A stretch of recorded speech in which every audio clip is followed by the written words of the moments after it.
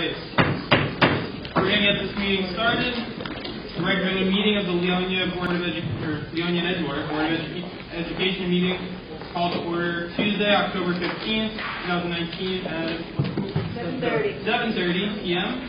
At the Annecy Scott cafeteria. Adequate notice of tonight's meeting in accordance with the Open Public Meetings Act has been provided by the following methods: distribution of notice to the record, posting of notice to the Annecy Scott Elementary School, Leonia Middle School, Leonia High School, Community Bulletin Board, Public Library, Leonia Borough Hall, and the district website, and just about every Leonia Edgewater Facebook page. All right. So stand for the Pledge of Allegiance. I pledge allegiance to the flag of the United States of America and to the republic for which it stands, one nation, under God, indivisible, with liberty and justice for all. Before we do roll call, on behalf of the Leonia Board of Education, I just want to welcome our counterparts from Edgewater. So welcome and thank you for joining us for another year of a good year. Roll call, please. Mrs. Albany? Present. Mr. Posada? Present. Mrs. Lisa Klein? Present. Mrs. Sandy Klein? Present. Mr. Phelan? Present. Mr. Robin? Present. Dr. Schuler? Present. Mrs. Thompson? Present. Mr. Weimer? Present. Mrs. Wild absent? Dr. Bertolini? Myself?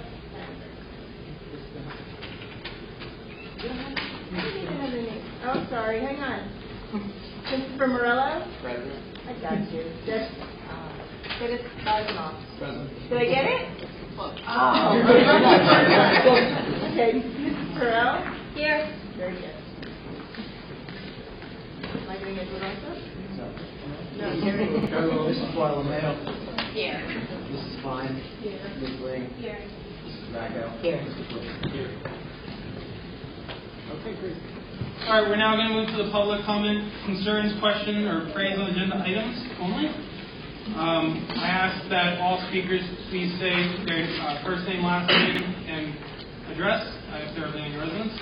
And we're going to keep it to 3 minutes tonight. Normally we do 2, but because I imagine someone wanted to speak, we'll put it to 3. All right, so does any member of the public wish to speak at this time? John Sassy, President, Leonia Education Association. Tonight, several LEA members have joined me in support of our colleagues in Edgewater who are currently working under an expired contract. In recognizing the challenges encountered by my Edgewater colleagues, I am grateful that the spirit of collaboration in Leonia, that the spirit of collaboration has prevailed in Leonia, enabling both parties to ratify an agreement 10 months before our own current contract expires. Dr. Bertolini, I would like to thank you and the board for negotiating with us an agreement that our committee felt was fair to all of our members. Our negotiating committee believed the terms were favorable, and an overwhelming majority of our members agreed with us. Frequent conversations between us provided meaningful insight regarding the concerns held by both parties. These discussions evolved into realistic proposals that were practical and exchanged without unnecessary delays. Each of us realized that both the Board of Education and the Association benefit when faculty and staff are working under a contract whose terms have not expired. To that end, our parties actively engaged in the bargaining process with an open mind and a sincere desire to reach an agreement. Furthermore, I found the bargaining process to be respectful and cordial. The process and the settlement that resulted enhanced the morale of the LEA negotiating committee and by extension the individual members of the LEA. Because public employees in general and public school teachers in particular are often villainized, both the bargaining experience and the outcome validated the work that we do. The process yielded more than a settlement. It established a system of trust based on mutual respect between two parties. While differences and disagreements are inevitable, we have shown that they are overcome not through a stalemate, but ongoing communication. Finally, because the board was not dependent on an attorney, both parties managed to save time, and the board managed to save money. Having negotiated on behalf of the LEA for the past 10 years, I am confident that we would have reached the exact same settlement had an attorney not been used. The money saved on attorney fees, as we have seen, can be used to enhance the salary guide that both parties believe needs all the funding it can get. Our recent settlement will likely offer both parties a partnership that will present more possibilities in the future. We know that negotiations are not exclusive to the final year of a contract. It's an inherent and ongoing part of the positions we hold. It's my hope that the faculty and staff of other districts, including Edgewater, can be as satisfied with the process and outcome of negotiations as the members of the LEA. Thank you.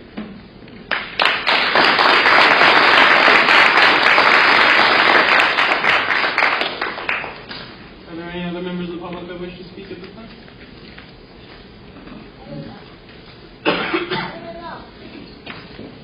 Hi, good evening. Nicole Martinez-Casaldo, PEA President, Edgewater Education Association. Good evening. My name is Nicole Martinez-Casaldo, and I'm in my 18th year teaching in Edgewater. I am the 6th grade history teacher, the Edgewater Education Association President, and the liaison to Leonia. I want to start off by thanking Leonia for being a second home to me. I traveled to Leonia from Edgewater for middle school, for high school. I met my best friends in Leonia. I met the best teachers that I had here at Leonia.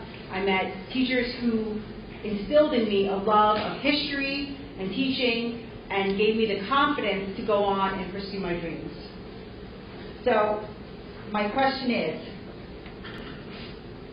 if we're one community, Edgewater and Leonia, why isn't Edgewater treating their teachers with the same respect that Leonia is? Why isn't Edgewater following our sister school? Why is it that one of us can be so respectful and so appreciative of their teachers, and the other one of us not even meeting us at the bargaining table? I have multiple pages here, but I just listened to John and the words of such gratitude and the partnership for his administration and his Board of Education, and I feel like I can throw mine away, because it made me so happy for the Leonia Education Association and so sad for the Edgewater Education Association. We've come nowhere. We've met nowhere. We've moved no distances. And the way that our Edgewater teachers feel is in stark opposite of what the Leonia teachers are feeling about their Board of Education and their administration. So I'm here to address you tonight. I've been a teacher for 18 years. I have a teaching certificate. I have a BA in communications. I have a BA in political science. I have a master's in administration and supervision. I have over 30 additional graduate credits. I'm on step 18, master's plus 30. If I was at any surrounding district, I would be making $102,000, $101,000, $99,000, $91,000. I make a little over $72,000. So, why am I here tonight to address both districts?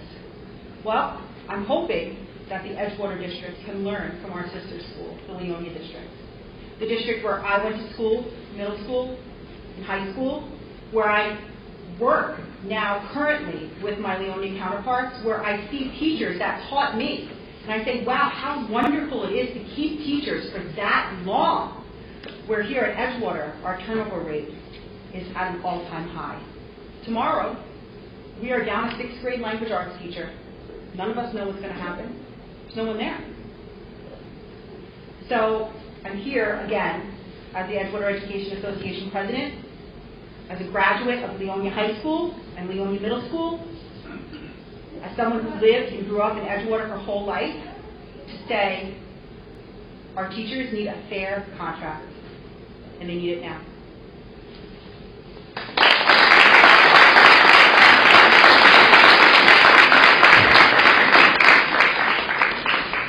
Hello, my name is Adrienne Dash.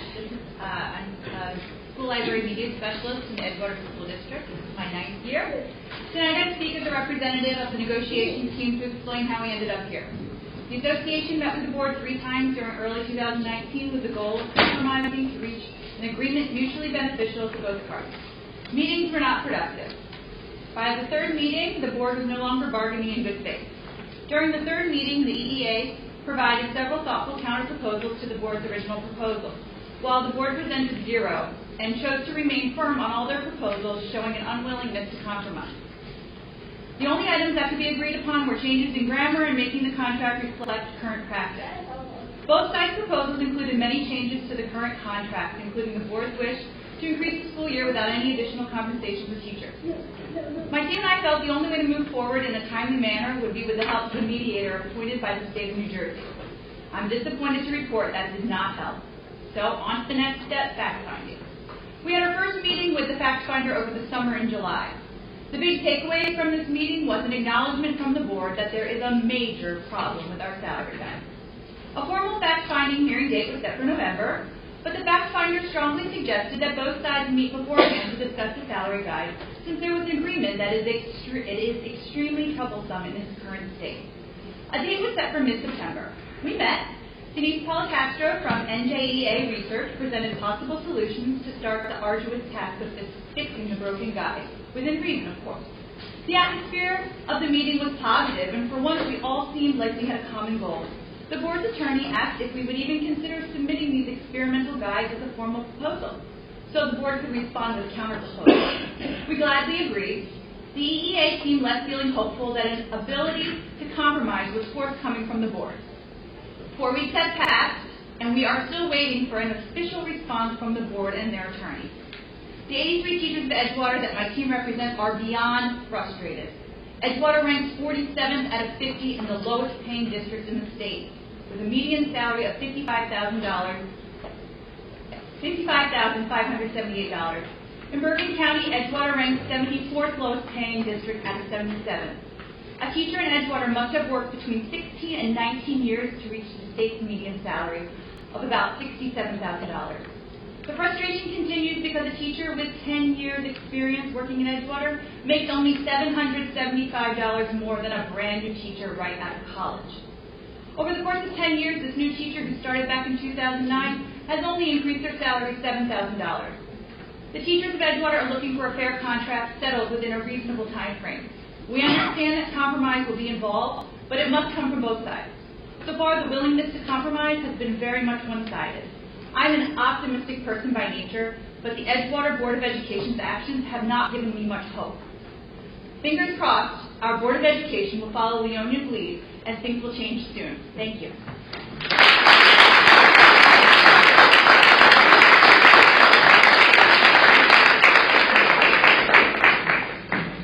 Any other members of the public?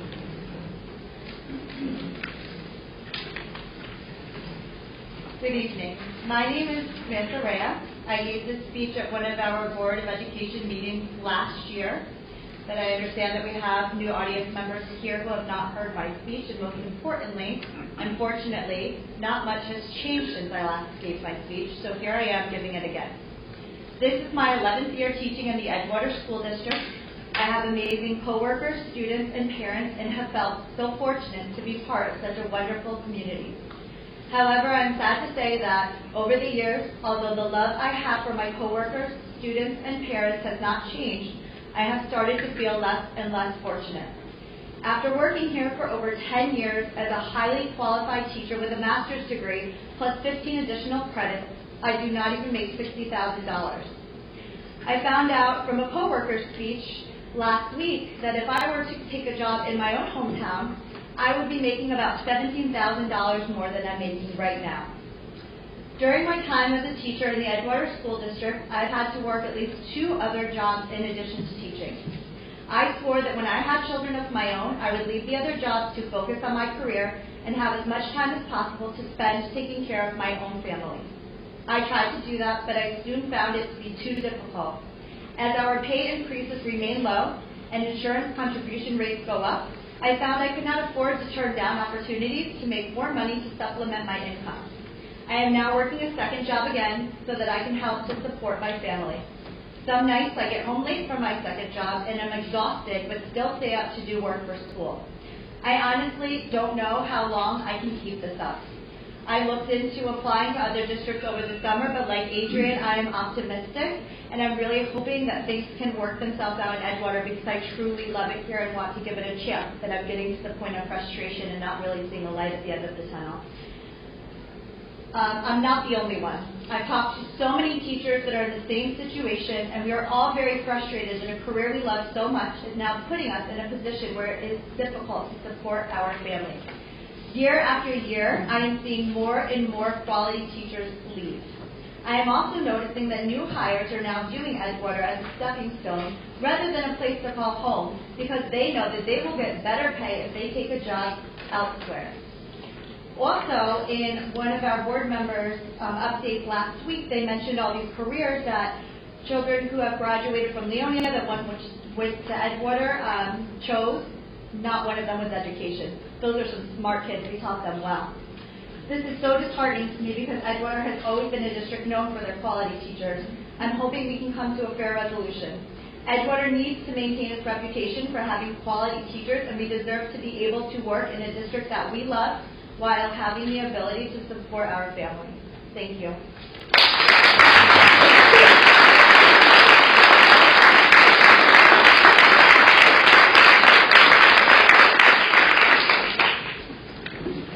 Are there any other members of the public that wish to speak at this time?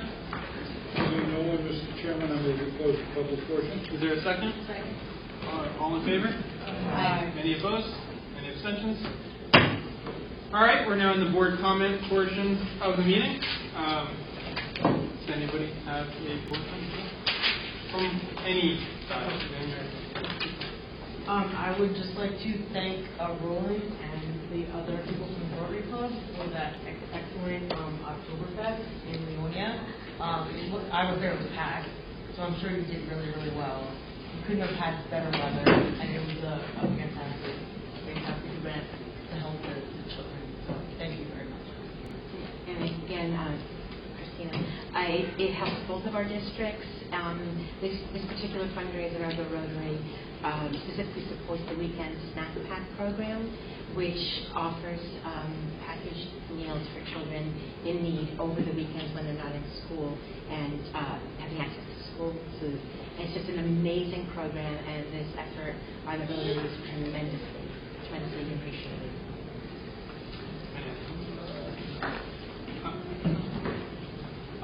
So this past week, with regard to our turf fields, an interesting article was published by the Boston Globe about this chemical that was found in turf fields in Massachusetts in the green fibers. So promptly, Mayor Ziegler and I contacted Field Turf to find out if such chemicals were in theirs. Thank goodness they don't.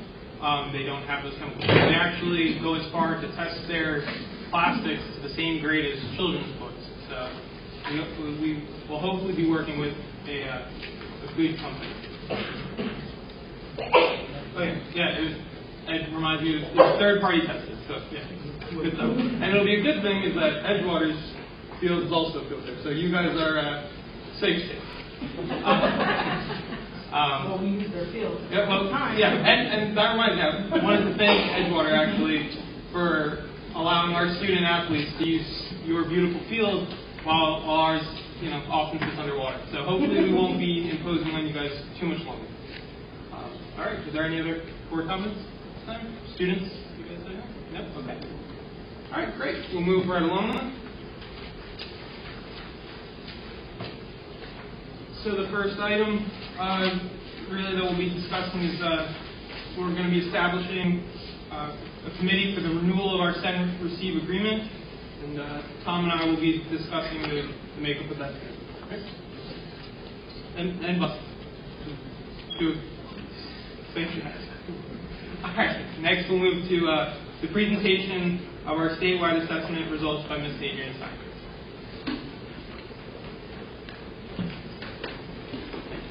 Before I blind you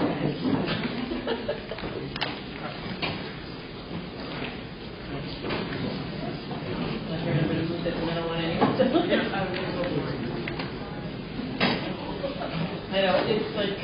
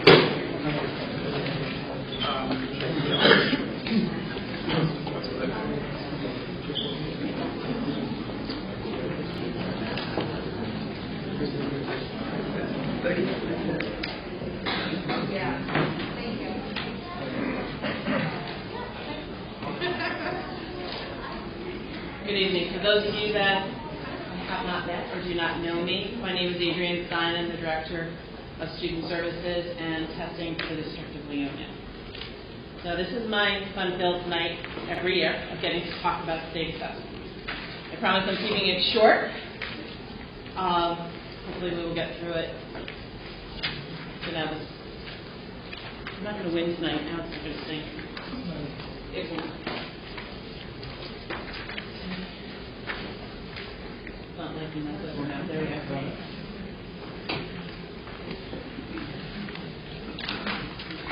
So last year I stood in front of you and we talked about some of the changes that came down for both the language arts and the math sections, reduction in the item count, change in the amount of units, and the timing of the tests on all levels. At the last minute before testing opened last year, the state came through and told us that the 11th grade test was optional. So at that point, we only tested 11th graders that needed to have a graduation assessment on board. So it reduced the number of students that were testing and allowed us to get the students back into class in a timely fashion.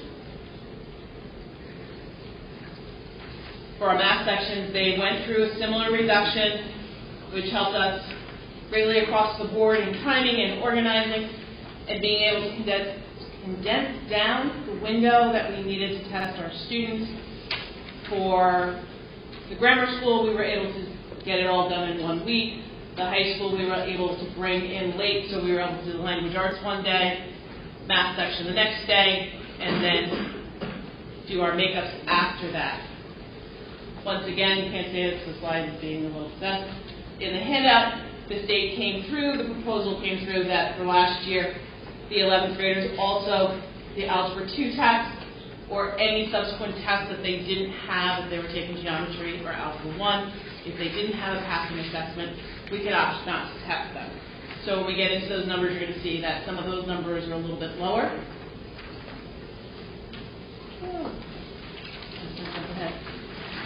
So this year, proposals are changing again. I did speak to the state this morning, and what was a proposed regulation has now come down. It is official. There will be absolutely no grade 11 language arts tests at all.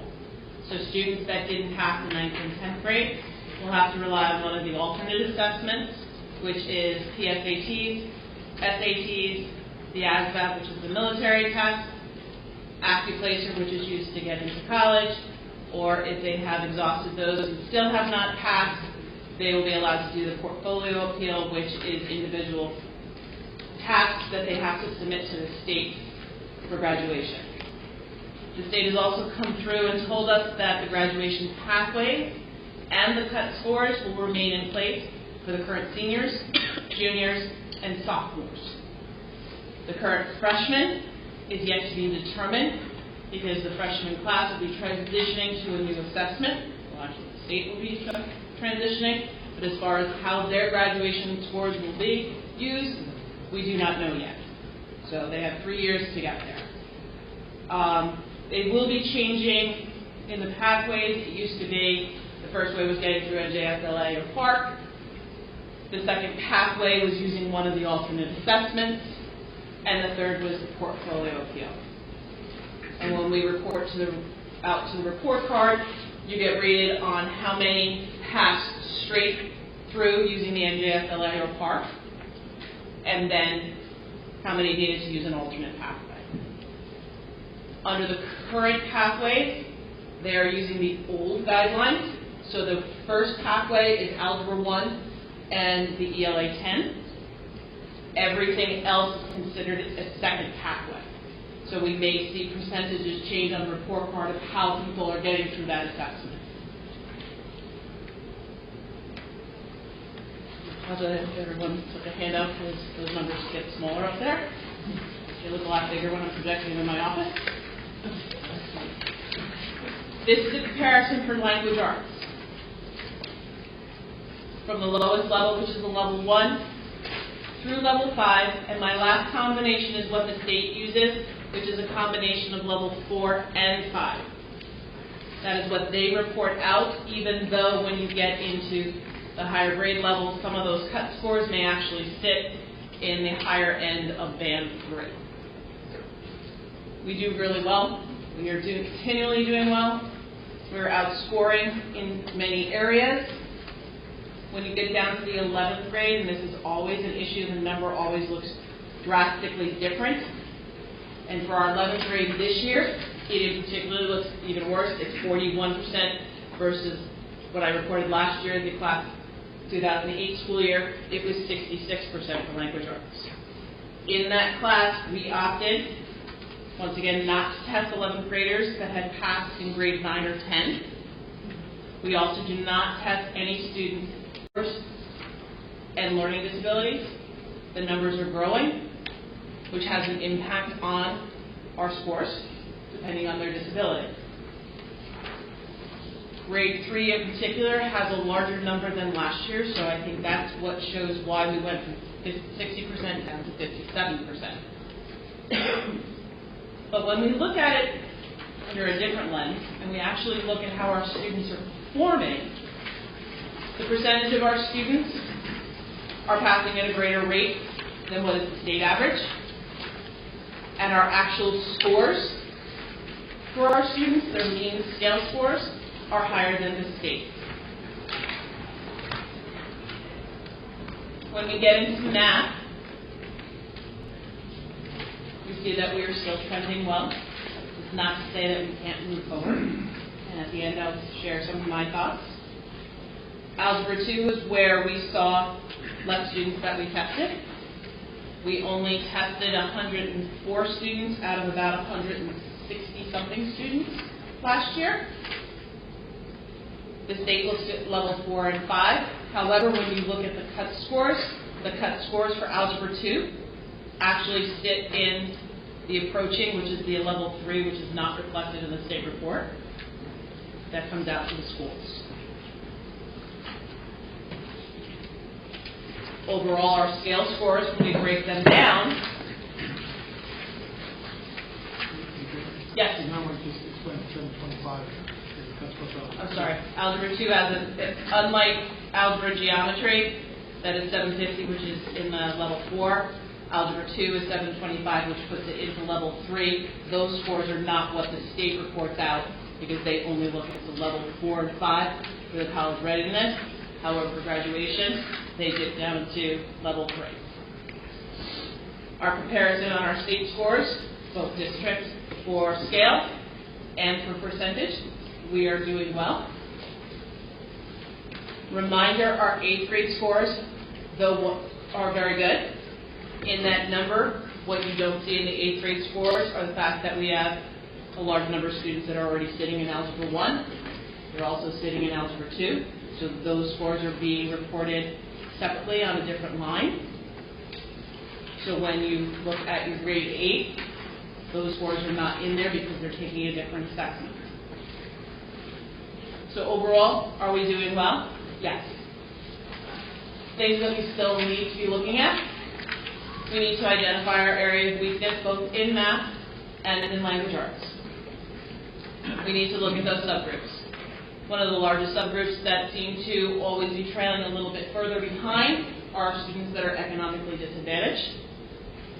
In certain grade levels, it is Hispanic and Black African American. In language arts, it's males. When you get into math, it's pretty even, which goes with all research up until about 7th grade. They run par, and then all of a sudden you see this switch, and females are scoring a little bit lower. And that goes with the research that at that point girls aren't encouraged in the math field, but I don't know if I agree with that statement. Adrian, you were in, what were you? I was a math teacher, so I'm a little biased. There's 2 areas that we are looking at. Last year, one of the things that I fell in love with for the math department across Edgewater and Leonia was the Math Summit. It allowed Edgewater and Leonia to come together. We got to pick apart all of the scores. We got to drill down and get into the content area, see what strands were weak, how our students were working at that level. And the next initiative was the SMILE program, which allowed our students to be remediated, advanced, or do math camps, Edgewater and Leonia. Dr. Bertolini did a wonderful thing. Thank you. You're welcome. That's publicly, just so you know.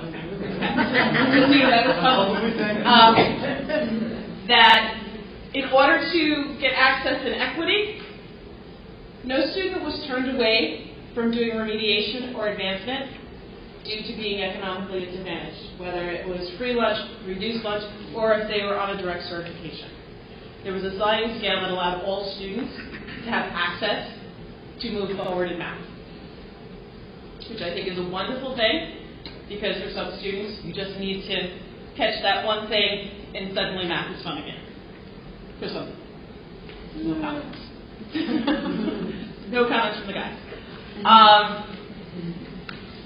We had a lot of students that had great success, and even just looking at the beginning of students that went through remediation last year, and I've eyed some of them in their current math classes, they're passing. They're not struggling. They're doing homework. So I think there are a lot of positives coming out of the SMILE program, and I hope it continues. For language arts, we still have to look at those subgroups. District goal, I couldn't think of what it's called, is we are looking at Tier 1 interventions, which is instruction that's tailored to the way to make curriculum accessible to all students. Whether you're a visual learner, a lecture learner, a hands-on learner, how can we help teachers gain tools that will allow them to access students and in turn have the students access the curriculum and be successful? We're looking at it from different ways. It's being done across the board, from the teachers of instruction all the way down to the counselors.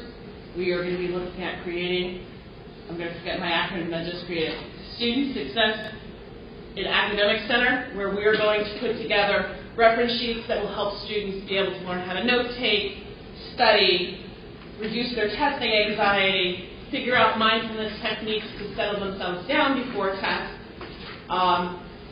Hitting the language arts, we're looking at plagiarism and the impact of plagiarism. So from our side, we're looking at how to support the students behind the scenes as the teachers look for instructional strategies to help the students in the classroom. So, are we moving forward? Yes. Do we have places to go? Absolutely. I don't know what that next line of assessments is going to look like. I did sit on, along with Mrs. Klein, on the task force that went down to start talking about next generation. And we haven't met again since last year, so we don't know what that is going on. I think they're trying to figure out what they want to do with all the recommendations that were given to them, whether it's going to be smart technology computers, still going computer-based on a straightforward test, or if they're going to go back to paper and pencil, which unanimously across the state, no one wants tests that are written in front of them. That students like to be on the computers. It's easier for them, it's the way they learn, and though our teachers may be a little hesitant, our students are very good with that technology. So, I now will give it up to you because that is testing in a nutshell. Sure. Earlier in your presentation, you were saying about time reductions and depending on grades and subjects that they're learning. A lot of parents, they say that they are a little disappointed in how much time spent in the classroom is spent towards these assessment tests. So if you see a reduction in the test itself, is that also going to be reflected in the classroom? Yes. The teachers have, I know Ms. Martinez, Dr. Martinez and I have looked at how to incorporate it into learning in their assessments as opposed to straightforward, these are tests. I know at middle school and high school sometimes they want to actually get in and be able to do a critical response for something to be able to pick it through, but they're looking at how it can be more incorporated as opposed to a standalone when you go to a SAT prep class. Because we've reduced our testing window with students. Now we need to not teach the test and actually embed it into the teaching. Great, thank you. You're welcome. Right. So, first, thank you, because, all these state mandated test that you're changing, I think is a bit nutty. Like, Yes. considering that, like, when I was in school, I think it just changed, and then now it's changing again and again. It's just, you have a job for saying. Ever evolving. My question is about the numbers themselves. So, Sure. I mean, in my opinion, they look really great, you know, from last year to this year, they look upwards, but, like, how much of it is just, like, statistical noise? Like, do you actually, like, is it, like, improve? Like, I don't know. Because it's, like, different people being tested. It's kind of weird to look at numbers and say these different groups. So, The state is always cautious on that. They always tell us, like, you know, at one point, that was one of the things that Park was supposed to do, was give us something that we could longitudinally track our students from third grade, and that's how we were going to be able to assess how they're doing.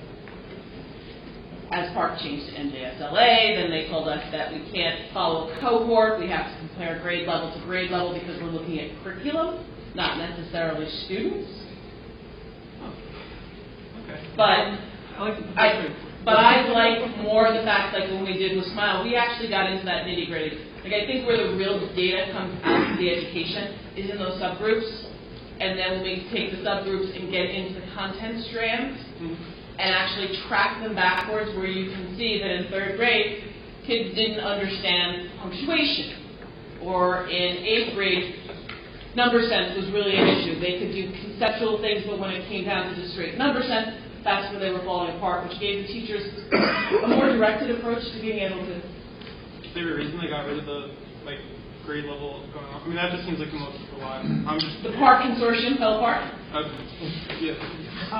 You can get, for your own district, there's like companies that do it, and I think they'll even send you part of it free, like this company like it, and they will show you your cohort. So you could look at, for 5 years, the same kids, and how they do on the tests. The thing is, it's much more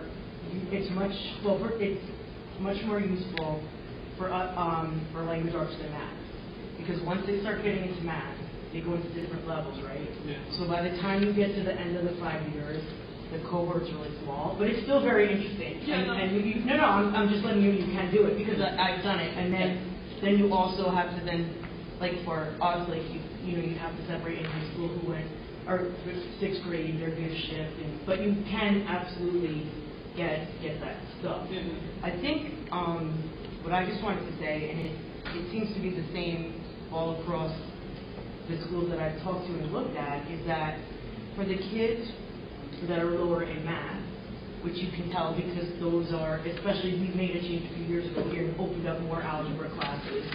Remember when we only had there was only one and we had a meeting about that, and we had more kids take the opportunity to take algebra 1 and very, very select. Is that the kids that are on the lower end, it seems like they don't catch up, and that's where you see the lower scores. So if you look at like algebra 1 that they take in high school, and then even jumped, that. And I think that's one of the benefits of the summit was last year we were able, both Edgewater and Leonia, printing out all of the data and being able to go back, because it is true. You always hear the research that if you can't teach a student, if they aren't on grade level reading by third grade, it's harder for them to catch up. Same with mathematics. At some point, mathematics is not innate. You have to study it, you have to learn it, you have to understand it.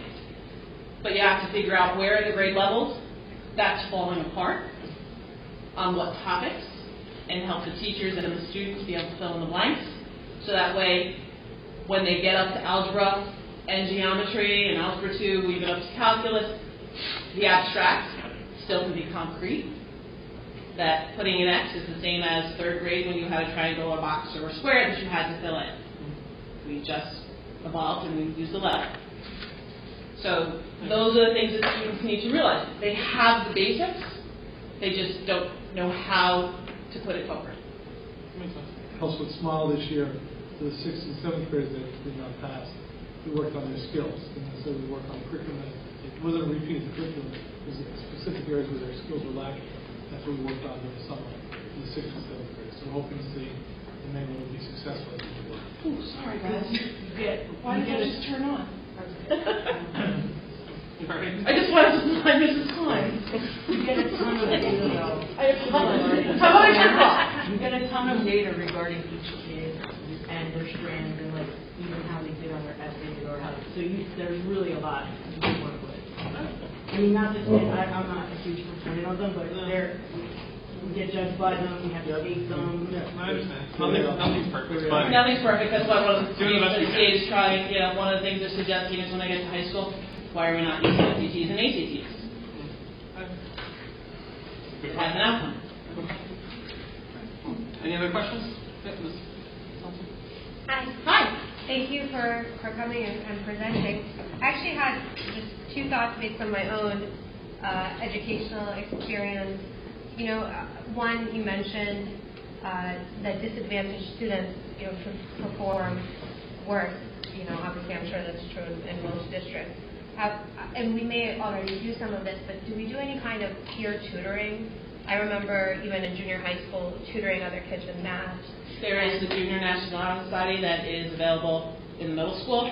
At the high school, the National Honor Society is broken up by subject matter, so the students can show up on a certain day just for tutoring in that.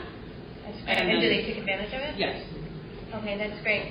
And then the other thought I had is actually on for the students that are performing well, very well. I know, you know, we talked about the SMILE program, but do we have like a math team that goes and competes for personal passion? But Our students compete in the NCCMJ, the Math League. Additionally, we're in the top 3 in the county in that. Usually number 1 in public school. We need to get those students to tutor the other students. Those students are usually in National Honor Society, so they are tutoring. Wonderful, thank you. Thank you for the work that you do. Mr. Wang? What are we doing to make the numbers that you just presented to us more transparent to the parents that receive a statement that gives them the scores and the comparison of the state and district-wide numbers for their students, but provides very little context as to the meaning of those numbers? I received my son's results, and it immediately caused a question because of the math scores in the high school, the way they're being calculated, because some of our students do not take the test as they do in all other grades. So if you're in the 10th grade,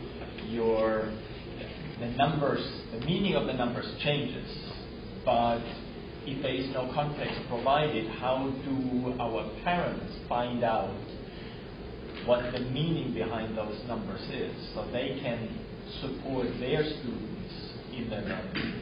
I believe, and I could be wrong, the very last bottom part is a link out to the NJBOE and the NJSLA that actually gives all that information. It is transparent. It comes on the report card. As far as how do we share it, we don't. It's more individual. And I believe this year they're looking at, I don't know if it's live yet, was actually similar to College Board. They're putting a parent portal that you have access to be able to get in and delve into those scores. I don't know if it's live yet, but that is something that the state is supposed to be releasing. Anybody else? Thank you very much. You're welcome. Thank you. Next, we'll move on to the presentation of new LHS academies by Mr. Chuck Kelly, our principal, and Ms. Rex. Good evening, everyone. Thank you for inviting me tonight.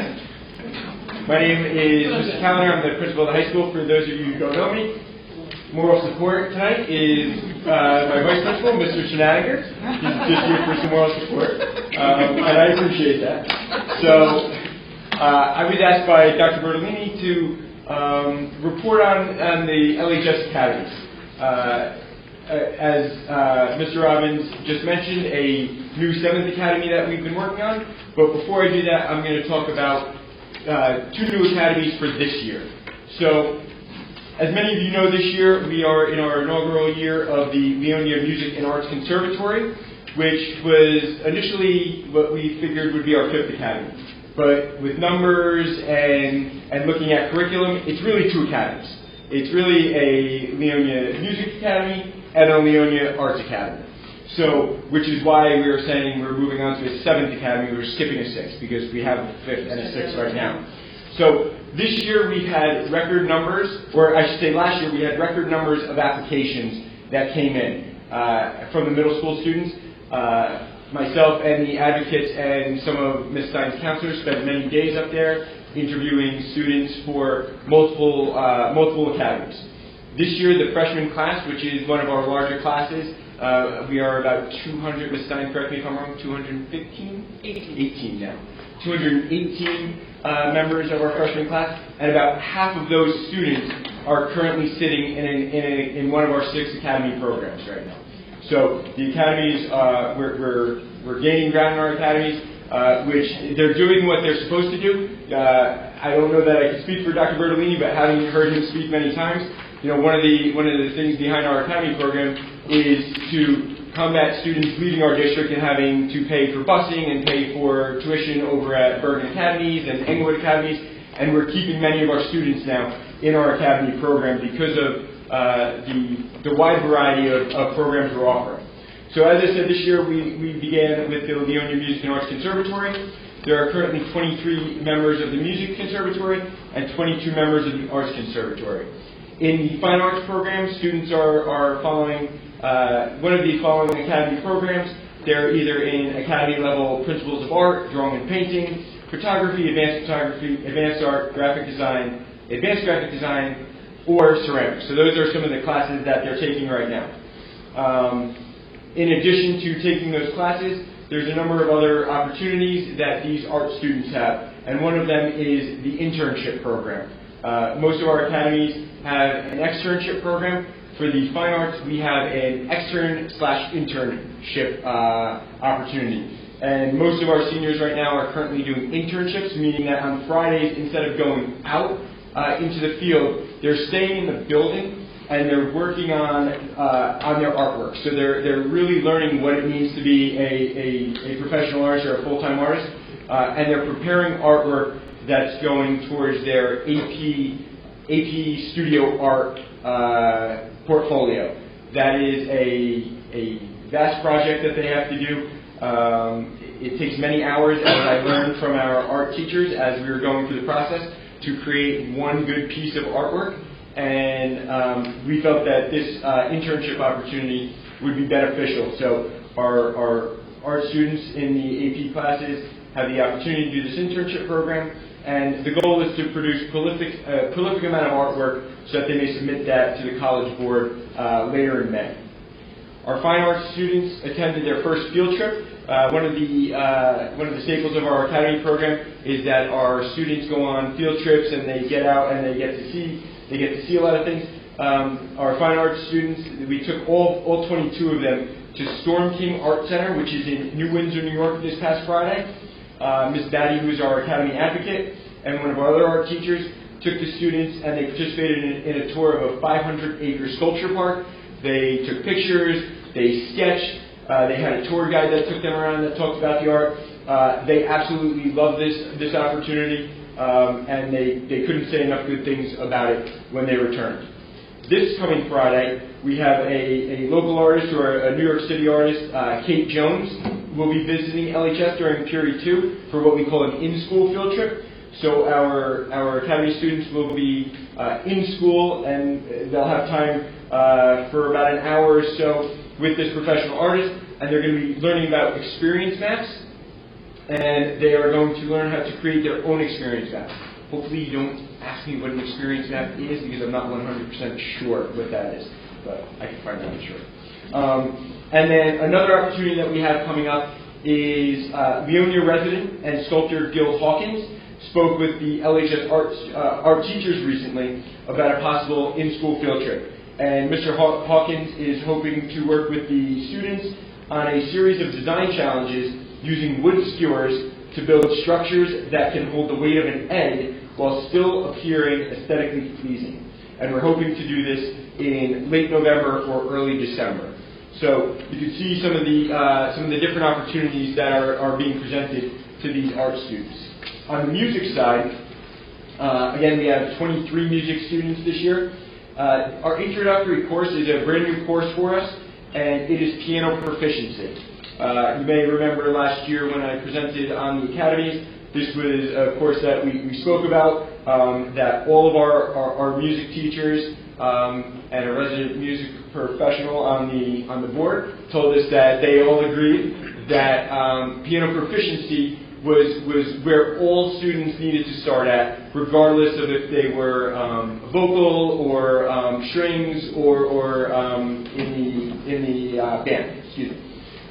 So right now, we opened this year a new piano lab with 20 full-size Yamaha keyboards. It's state-of-the-art. Mr. Dunn, who teaches the course, can sit at his desk and listen into each student's keyboard. So everybody wears there's no sound coming out of it. Everybody wears a headset. Mr. Dunn wears a headset, and he can communicate with them through the headsets and the microphones, and he can just go into every student and hear what they're playing. So it's really individualized. Every student is working on their own pieces. There's, as you'll hear me say, there's various levels in the class. So some students have some years of experience. Other students had never played a piano in their life, and he's able to instruct. Now we're up to, I believe we're up to 19 students in that class now. 19 students during the same period, all on different pieces by using this. He even has an iPad and a wireless headset, and he can walk around to their keyboards and still listen to them and talk with them. So it's really amazing. Our students are loving it at this point. And Mr. Dunn said, a little quote from him, he said that the students are thoroughly enjoying working in the piano lab and have been making impressive strides in their playing ability. While there were 3 students with several years of experience, the vast majority of these students had minimal to no piano experience whatsoever in this introductory class. So our students began by learning how to play scales in all 12 major keys. For the beginners, they started with 5-note scales and have progressed to playing 2-octave diatonic scales. Again, please don't ask me. For their repertoire study, they're learning graded pieces from the ABRSM, or the Associated Board of Royal School of Music method. It's an internationally renowned piano method that offers professional adjudication and certification at every single level. So again, they move up levels. So Mr. Dunn tested them at the beginning of the year. So somebody may have started at a level 1. Our highest level was a new student that has just transferred in. She has been in the ABRSM program before, and she's a level 7. So again, everybody is at different levels, and they're learning different pieces based on their levels. The students are required to learn 3 pieces from each level, choosing one from either classical, romantic, or contemporary genre. The overall goal is for each student to master 1 level per marking period. And he says that another interesting development is that there's a lot of buzz around the building now about the piano lab. We've had a few students that have just moved in, as Ms. Stein would tell you that early in the school year and late in the summer, her office was a revolving door of new entrants into the district, and we've had 3 transfers come in and qualify to be into the program, which is why we were sitting at, I think, 16 to start the year, and now I believe we're up to 19, and possibly going to add our 20th student, and we'd be maxed out in the class in our first year, which we weren't sure we were going to get to. So we'll be maxed out in the piano lab right now. And he said that with all this buzz, a lot of his current music students who didn't apply for the program are now saying that next year or in January when we open up the application process, or really November, December when we open up the application process, they will be applying for acceptance for next year because they want to be in either the piano class or what next year will be the level 2 class, which is called musicianship, which is a combination of music history and sight reading and sight singing. Thank you. So there's been a lot of buzz around the program, and it's really taken off at this point. We're extremely excited. There's also, for the first time, so New Academy. Does anybody have any questions about this program? Yes. With the initial rollout of music and the fine arts, the development and design of the curriculum? How did that come about? Who worked? What team worked to put that? So the music and the art teachers worked on the curriculum together in coordination with the director of curriculum. So there was some curriculum planning this summer, and it's still ongoing with any of these. I've been here 5 years, and I've seen now the introduction of 2 programs, and I'm sure Dr. B could speak about this more. But with any of these programs, they're sort of they're always evolving. We started with the Humanities Academy 2 years ago. I believe we're in our second. This is the third year. In the third year. Second year. And it's evolved from the first year to the second year. So they're always evolving. So there is curriculum design that goes on, but that's not saying that we're locked into the curriculum. That it could change from over the next few years. Just to add to that both the subjects, the music and the art, there's been discussion for 3-4 years of what we're going to do, how we're going to do it, and the piano proficiency class was discussed at Busch Gardens 2 years ago. Before what we were going to start the first year, we had a dinner that night for the music trip, and we spent about 2 hours discussing what would be the course of study. And then this, In-house, yes. And, again, for the next one that Chuck's going to talk about, we're thinking about it September 21. We started talking about it last year. and they always go over everything at education. Yes. Committee meetings, they go through. Yeah, the Science Academy is obviously our oldest academy, back from 2003, and if you looked at it then and now, it's totally different. Because now it's really team, right? Yeah, I mean, STEM. you do math, STEM, math. Yes. And I'm going to talk about something with that. We have Here at 7 the end different as well. concentrations now. Back then, it was just pharmacy. It's a totally different program than it was then. So it's evolving, as Chuck said, but the curriculum was developed over the last 2 or 3 years. Not to make you crazy. But, so interesting, in the MBLA, sorry, the acronym, they're talking about sports and entertainment. Yes. Would love for you to maybe consider in the future of the Music Academy, the intersection of music and business. And I think that there's an interesting place to explore, especially because so many musicians go on to work in the industry. Sure. So that could be another. Okay.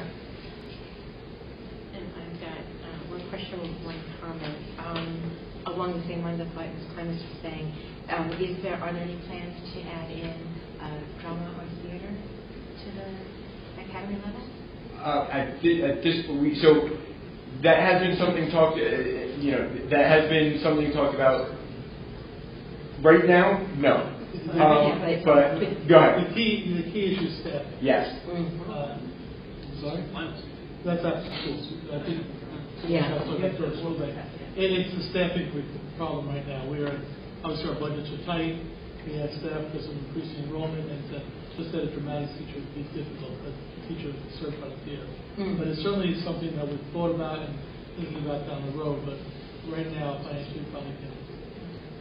Because then we could, not to jump ahead, but maybe kind of dovetail set construction, when it arises. The ABT. And my other question, just because I'm so sorry, and my child's too old for me to experience the current academy. When a student applies to the existing music students want to apply for the academy next year, what do they have to do to complete 4 years of academy within maybe 3 years of school? Sure. So they can double up. So they can double up in a class. So a student coming in might be able to take the piano class as well as the musicianship next year if it works out in the scheduling, or they can take theory. So right now, go ahead. Yes. They can test out if they're very strong in piano. They can skip that course if they're jumping in during the second or third year. So we have, and that's where I would go. So we have a couple of students who joined us in their junior or senior year, and they have a lot of piano experience. So Mr. Dunn said they don't need this class because they get private lessons, and they went right into the theory classes. So they'll take theory this year, and then they'll take AP theory next year as a senior. That's how they'll get their requirements. Yeah. And there is flexibility for students that want to jump in to the program. they have to meet the requirements, but there's some flexibility in how they can meet the requirements. And that's probably the same across all the academies? Yes. Okay. The hardest one to jump into is science because of the courses required freshman year. Right. Occasionally a student will do that, but for the other ones, most of the other academies you can jump into in the sophomore year. Culinary is probably the tricky one too. Great. We don't want to. Kids do two academies. Yes. Like, we had that presentation a few years ago, someone was in science and culinary, and did all these studies on flavor. So, I'm appreciating this. yeah. Thank you. Any other questions? Okay. So, as Dr. Bertolini said, this year we're looking to expand our academies for the 2021 school year. So we're looking at an academy that we're calling the Academy of Vocations and Trades, otherwise known as the AVT, and this will be our 7th academy at Leonia. Dr. Bertolini has a 2-year goal, which is researching and planning of this academy, and then ultimately instituting it in the start of 2021. September of 21. Is that what it September is? of 20. I thought I said 2021. Did I? So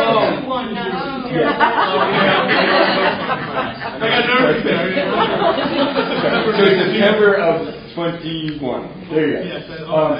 So as I worked for Dr. B, as all of you know, for 3 years as his vice principal. I attended many open houses that he did and things like that. And I'm going to use a phrase that he's always used, and he's always said that as a comprehensive public high school, we have the responsibility to educate all of our students and prepare them for life after high school. And that's what this program is designed to do.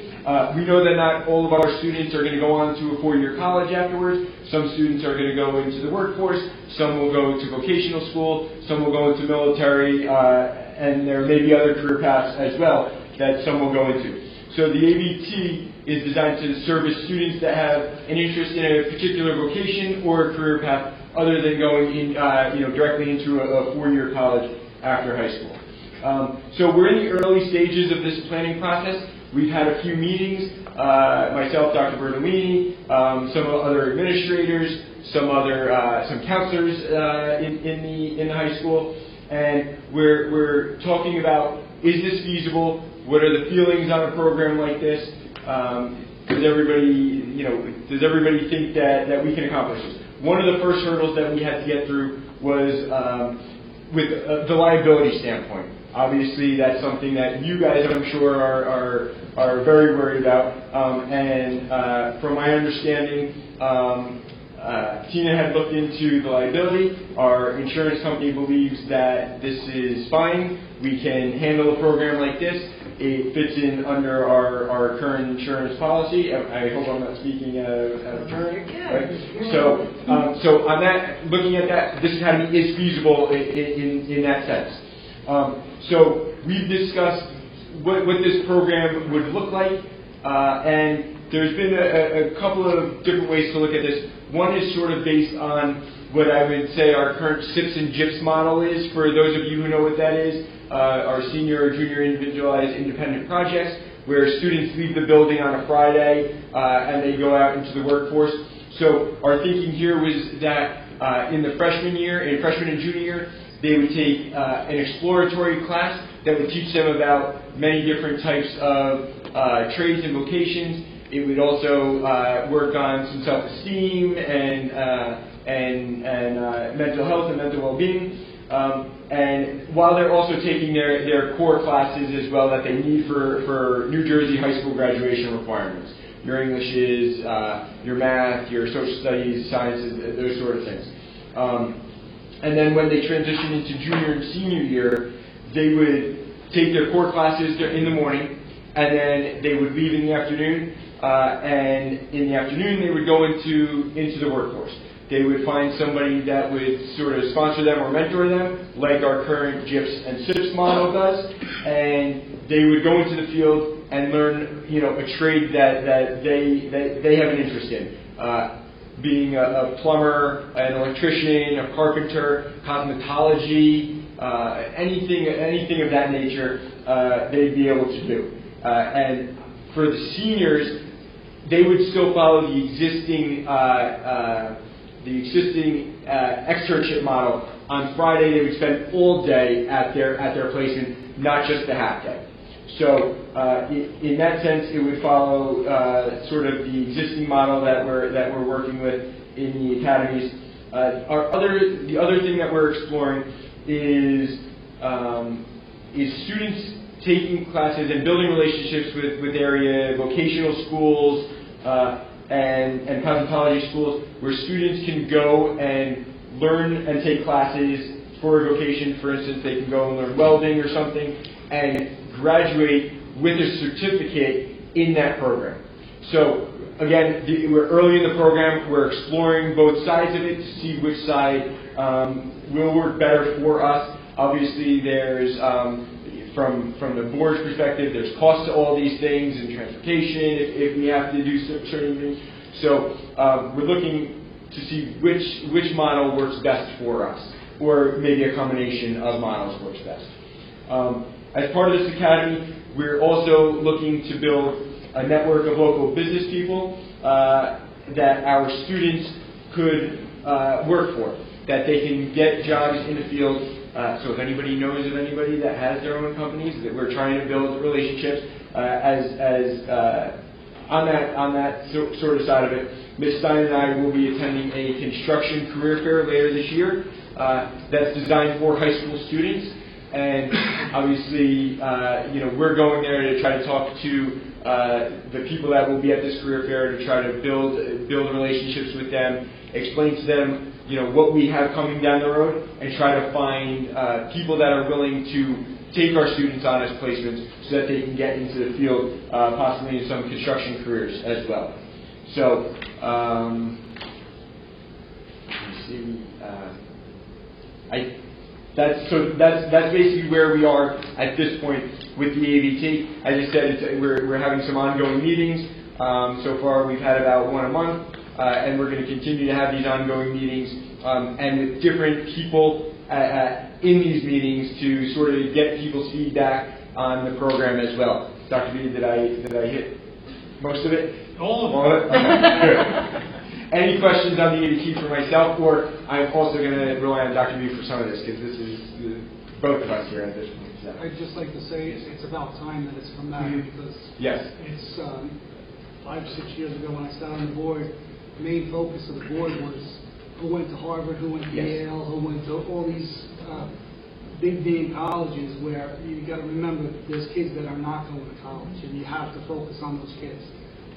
5-6 years ago, I was always for the kids that aren't going to college, because not everyone, and the questions were always, why didn't they go to that college? They got accepted to Harvard, but why didn't they go there?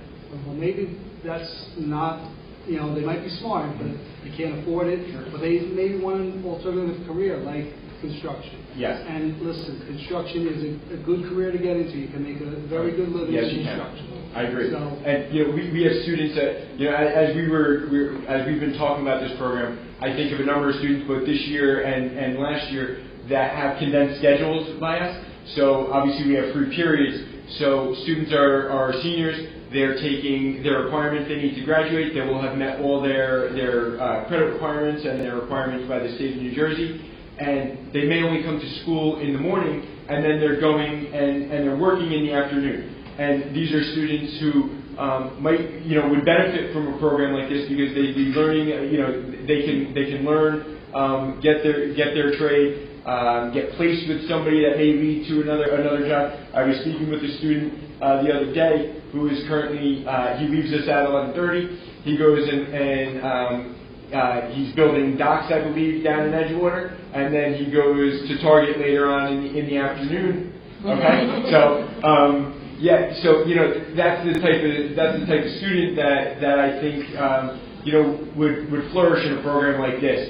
And talking about what he wants to do, he wants to get into welding. He wants to do something like that, and we don't offer a program, obviously, in welding or in anything like that right now. So that's the type of student, and there's been a number of them in just my short 5 years here at Leonia. I think that would do very well in a program like this. Well, first, I just want to say it's really amazing how far we're coming in this. I read an interesting statistic a few weeks ago that by 2020 there'll be 30 million unfilled jobs in trade. So because of all the retiring baby boomers and things like that. So it's really great.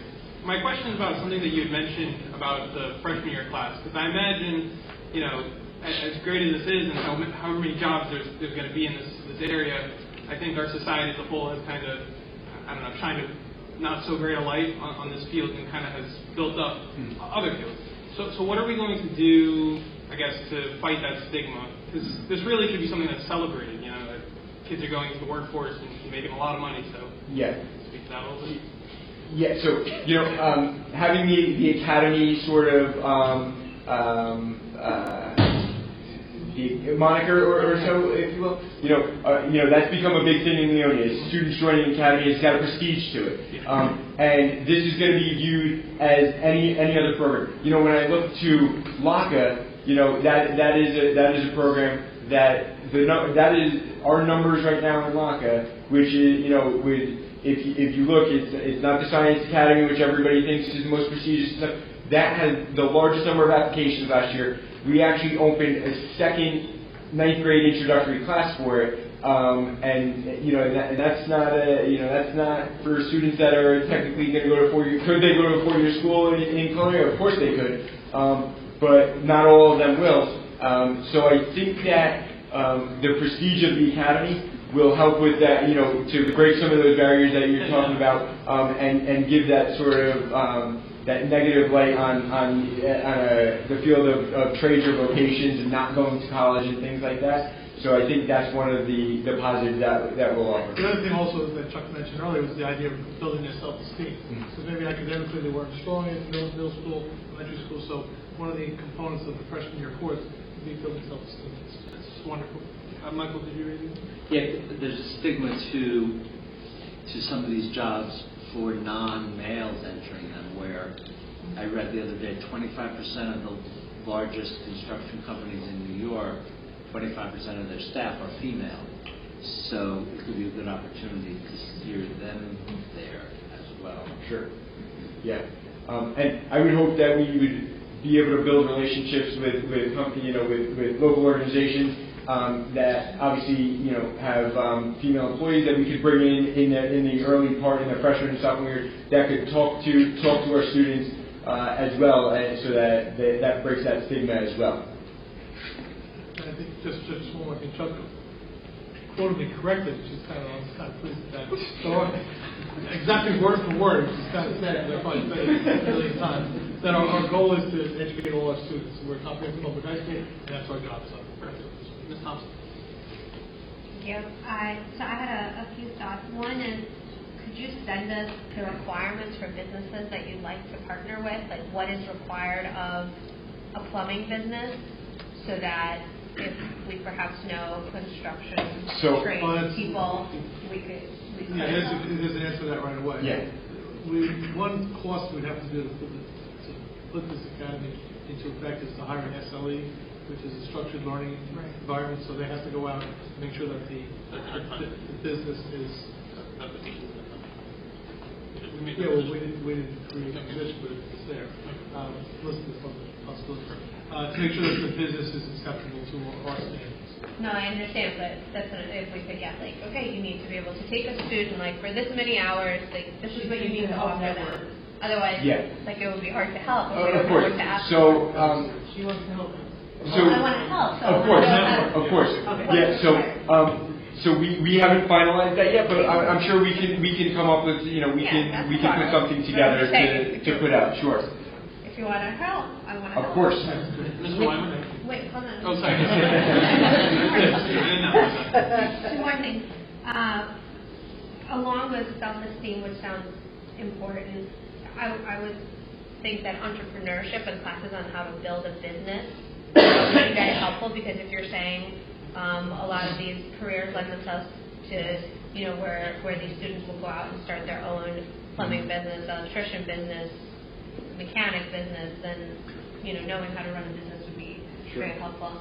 And then the final thing is, you know, we're talking about this potential group of students as not going to college, but they can still go to college. Of course they can. Right. Yes. So they're still going to get all the same, like, college preparation that the rest of the high school, yes. right? Okay. Yes. You know, we're not like saying, no. these are the kids that are not going to college. Of course, yeah. These are the kids so, who want to learn a trade. So these students would still sit in for their elective courses, or their core courses and their electives, just like any of the other academies that we have. They're going to sit in the regular Leonia. If they're in English 9, they're going to sit in the English 9 course, and that's obviously a college prep level course. So yeah, it's not going to be any courses that aren't going to allow them to go off to college. Yes. And they can go to school for business in college, and then instead of working at McDonald's on a Saturday, they can do some plumbing jobs on Saturday. Yeah, especially if they get their certification. At a much higher rate than they Exactly. do at McDonald's. Your college like that. First of all, I would like to second this. We need to make sure that a 21st century trades academy prepares them for jobs in the trades, some of which may not exist yet. And they have to be prepared not only to do the work that a plumber or an electrician may do, but the tools that they will need in their careers, which may include software and technology much more so than the plumber used to use that in the past. that is something that we already spoke about, was that a lot of these trades now are using more technology. So working in a technology class into the program so that they're learning and up to the proper level. With that, I would like to raise the concern that has to do with the funding that you mentioned earlier. We have to figure out a way how this board is going to fund this academy at a time when the state has decided to spend $300 million on vocational training, not through local high schools. So we are excluded from over $300 million in state funding that is only going to go to vocational county schools. So we need to be aware of that in the way we are setting up our program, that we're not competing with the county schools, which will have ample funding. We need to come up with a creative way, as you described it, where they're going out into existing business, so we don't have to buy the equipment. Yes. Oh, yeah. Yes. So and position ourselves in a different way. Yes. Roland, there's no doubt that we are not going to start putting classrooms in our building, because we can't. Because we just said that. But we can utilize people outside to accommodate us. And I think one of the things that is great about all of our academy programs compared to going off to BA or BT or something, they're still in-house with their friends. They're able to still participate in extracurricular activities after school and participate in everything as a student at Leonia High School, and that's what this program would offer them as well, while remaining at Leonia and still learning the trade rather than going off to Bergen Tech or one of the academy programs and being away from their friends and not having the opportunities that they would have at Leonia High School. Leonia did have a nice wood shop when we went to school. There was a nice printing lab that still has the photo.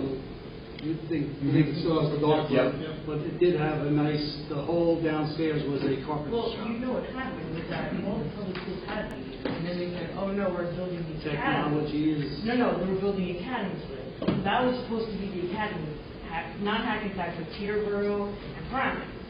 Bertie wasn't even there. Then after the Hackensack one, everything else turned. So they took away the funding in the schools. They wouldn't fund them. Everyone shut them down. That's why none of the schools have a lot of these things anymore. And it's a shame. And then they didn't even have schools. So it's right. But it's really a very nice program. I mean, it may be we used to go basically the same thing, but it's called CWE. You used to go to work at 12 o'clock. Yes. You worked for a company after work.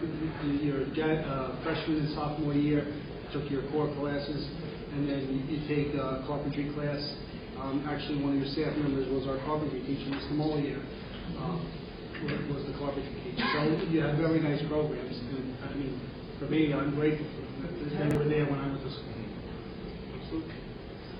So if there's no more questions about that academy, I have one last thing, which is sort of new, hot off the presses. So We're also proposing an additional concentration to the Leonia Academy of STEM, which we're adapting the name from the Leonia Academy of Science to the Leonia Academy of STEM, because it is truly a STEM academy at this point. And our new concentration that we're proposing is something that I'm learning about. It's relatively new as you talk to people, and it's called UX, or user design. There are a lot of people that know what UX or user design is at this point, because I did not until Dr. Bertolini approached myself and Ms. Stein and one of the other counselors a couple of weeks ago.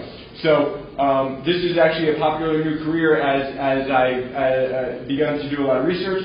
It's a multidisciplinary field that's encompassing science, computers, business, and art.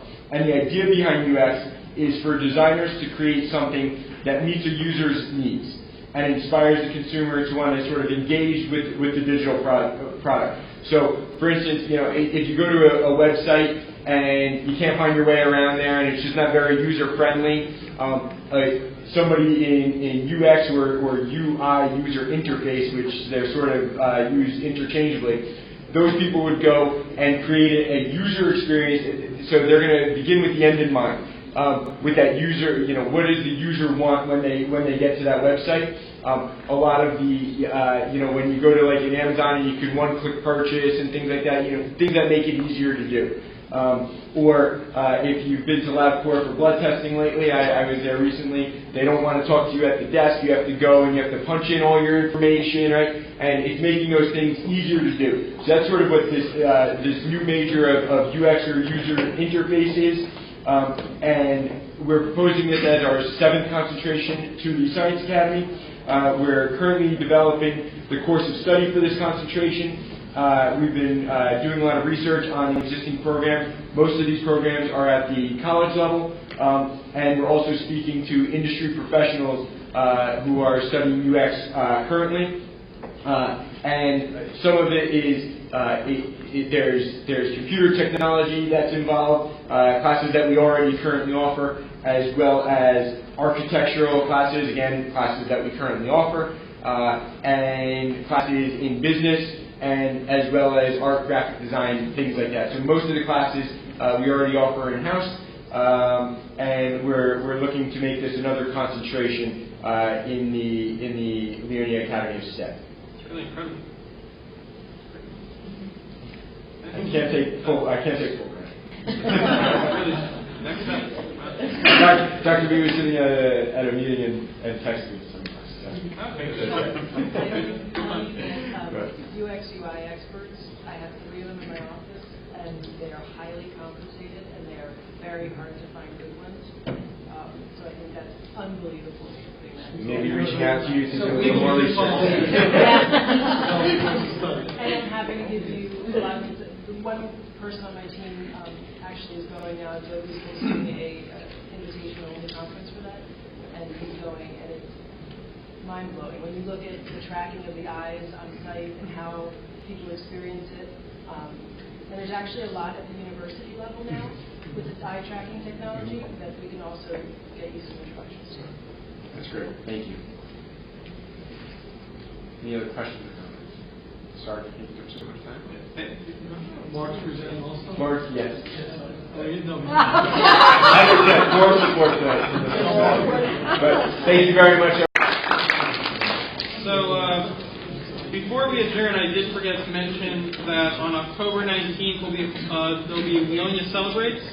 They'll be celebrating 125 years of the Borough of Leonia, 100 years of the Players Guild, 100 years of the American Legion Post No. 1, 75 years of the Community Chest of Leonia, and 50 years to the day of the Leonia Public Library. So definitely consider attending. All right. Is there a motion to adjourn? No. Michael, is there a second? Fine. All in favor? Aye. Any opposed? Any abstentions? Great. We are going to take a 5-minute recess, and then we're going to start on the Leonia's Board of Education. Thank you, everybody, for coming. Thank you, everyone. I have to left.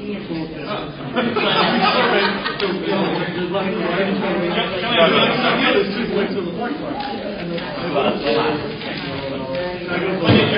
love that shot. Actually, my wife always goes. It's great. She goes to the first. No, you don't need to come back. Going towards the mall. Oh, she wants to. I don't know. I go right to the left. Bedrock parking across the street. All right. Let's get back to business stuff.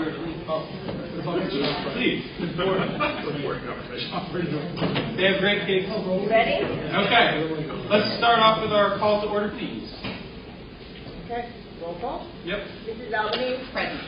Mr. Quintana? He's here. Okay. Mrs. Lisa Klein? Yes. Mrs. Sandy Klein? Here. Mr. Phelan? Yes. Mr. Robbins? Yes. Dr. Schuler? Mrs. Thompson? Present. Mr. Weimer? Present. Mrs. Wells is absent. Dr. Bertolini? Present. Mr. LaPira? Present. Ms. Amber? Yeah. Christopher Morella? Myself? Mrs. Joanne Terrell? Here. Dennis Baganoff? Here. Okay, great. Did I read this thing again? It's on the thing. Yeah, you get the raising.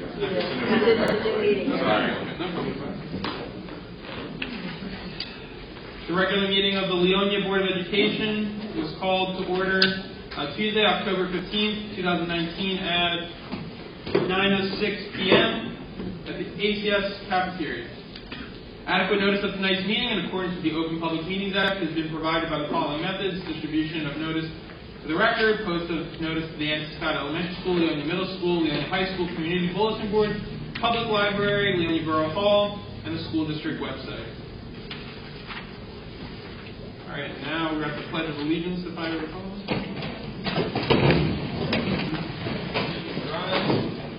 I pledge allegiance to the flag of the United States of America and to the republic for which it stands, one nation, under God, indivisible, with liberty and justice for all. You may be seated.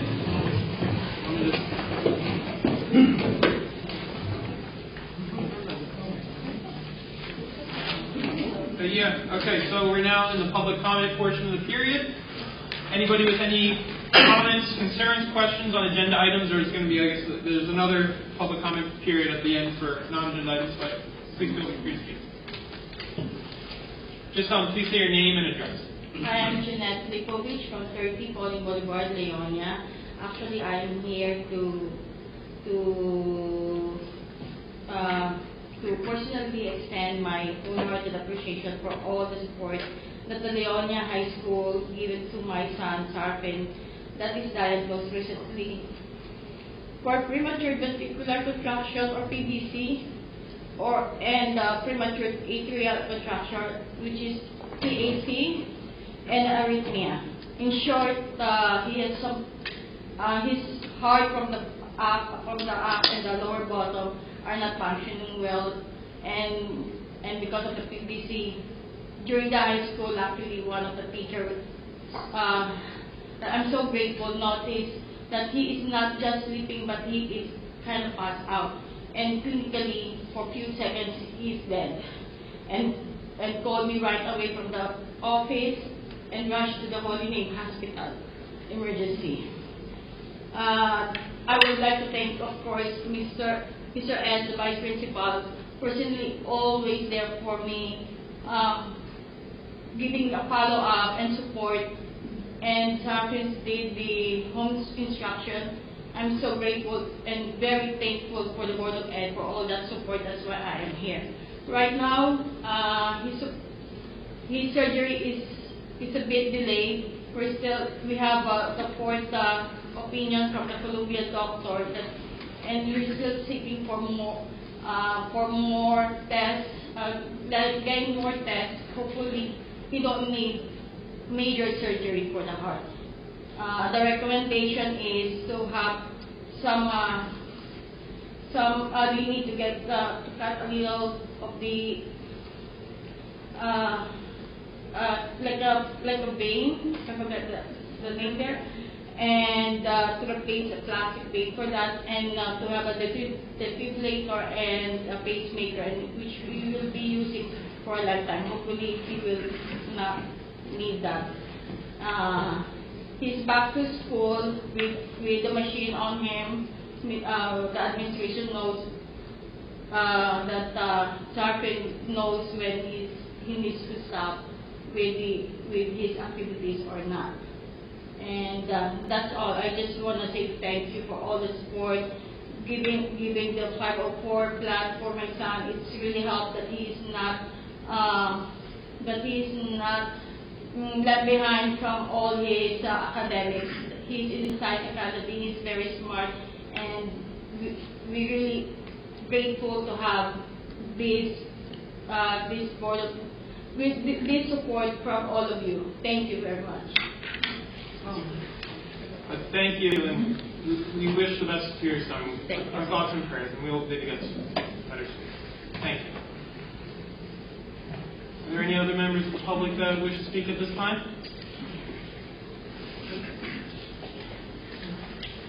Mr. Chairman, I will propose Is there a second on that? That's fine. All in favor? Aye.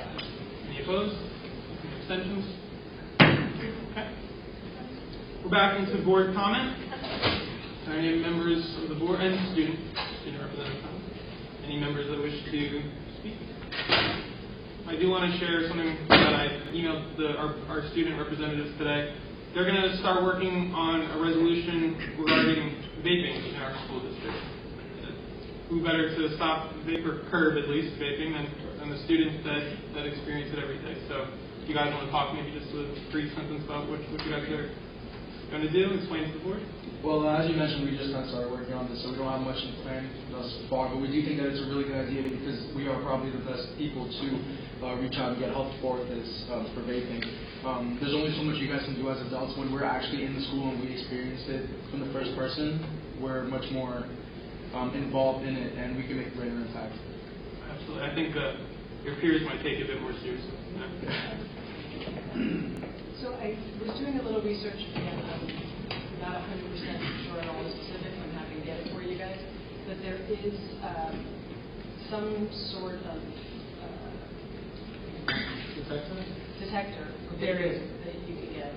So that could be something that we could look at as part of your analysis. And the other thing I was also, if you're going to look into this, that should be interesting is maybe reaching out.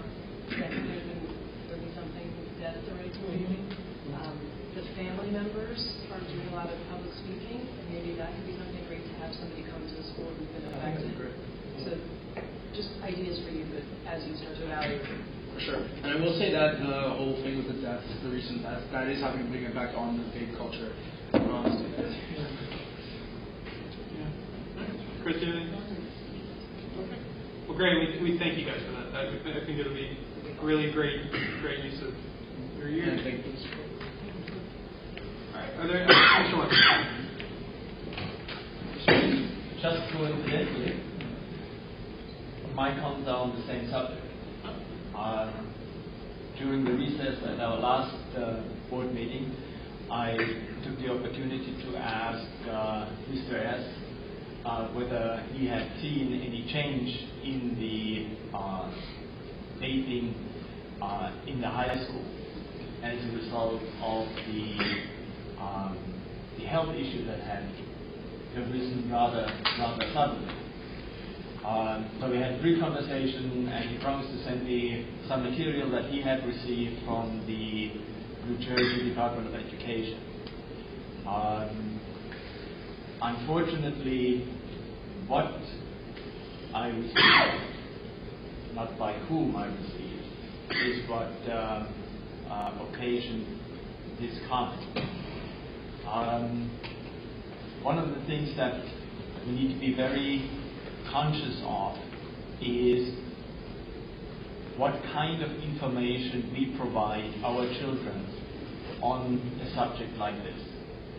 We're living in an extremely difficult time where distinction between truth and fiction, between information and disinformation is no longer clear. And the generation that is going through our school system right now has a really difficult time, as research indicates, to actually distinguish between fact and disinformation. Unfortunately, we are complicit in it. There is a website called incorruptible.us that is an anti-vaping website that provides supposedly material information to stand up against big tobacco. The tagline is, "Big tobacco will never own me." It does contain some limited information about the dangers of vaping, but then it has a section, and I quote, that says, "They profit now and let others pay. Climate change, high college debt, guns everywhere. It all comes from the same place. With smoking and vaping, you are funding their future and hurting yours." So I'm going, what the hell does climate change have to do with the public health crisis that is a result of vaping? And the deaths that have occurred have one commonality only, and that is the individuals who have developed this lung syndrome and individuals who died all purchased cartridges off the black market. 87% of the people involved smoke THC. So I'm figuring out, well, who would put out a website like this that provides means for students and ask them to troll big tobacco? It's not apparent on the website until you dig down into the legal stuff, and you find out that it is the state of New Jersey who puts out this disinformation. There is not a single word on that website about the dangers of THC and materials found in the vaping cartridges, like propylene glycol and vitamin E citrate. This is from the same state that wants to profit from the legalization of marijuana. It is unconscionable. It is unbelievable that taxpayers' money is being used to push a progressive agenda and disinforming our children rather than providing them with the tools to think for themselves and make wise life decisions. I have been a lifelong anti-smoking advocate. I have no love for big tobacco. But because I've been doing this for 40 years, I know the benefits of vaping as an alternative to cigarette smoking from a public health point of view. But I also know that the benefit of never smoking cigarettes, vaping, or smoking marijuana far outweighs the alternative. It is unbelievable that our state, who is promoting the legalization of marijuana, will put out a website on the issue of vaping and not mention that the deaths were caused not by the legal e-cigarette products manufactured by companies like Juul, but by the knockoffs and the illegal use of THC-laced cartridges. Nevertheless, Mr. Weimer, we do want to make sure that no students are using any of these products, that they're still have nicotine in them and harmful chemical substances. So we shouldn't lie to them when we make that point. We undermine our argument. That's why I'm in full support of what we are trying to do.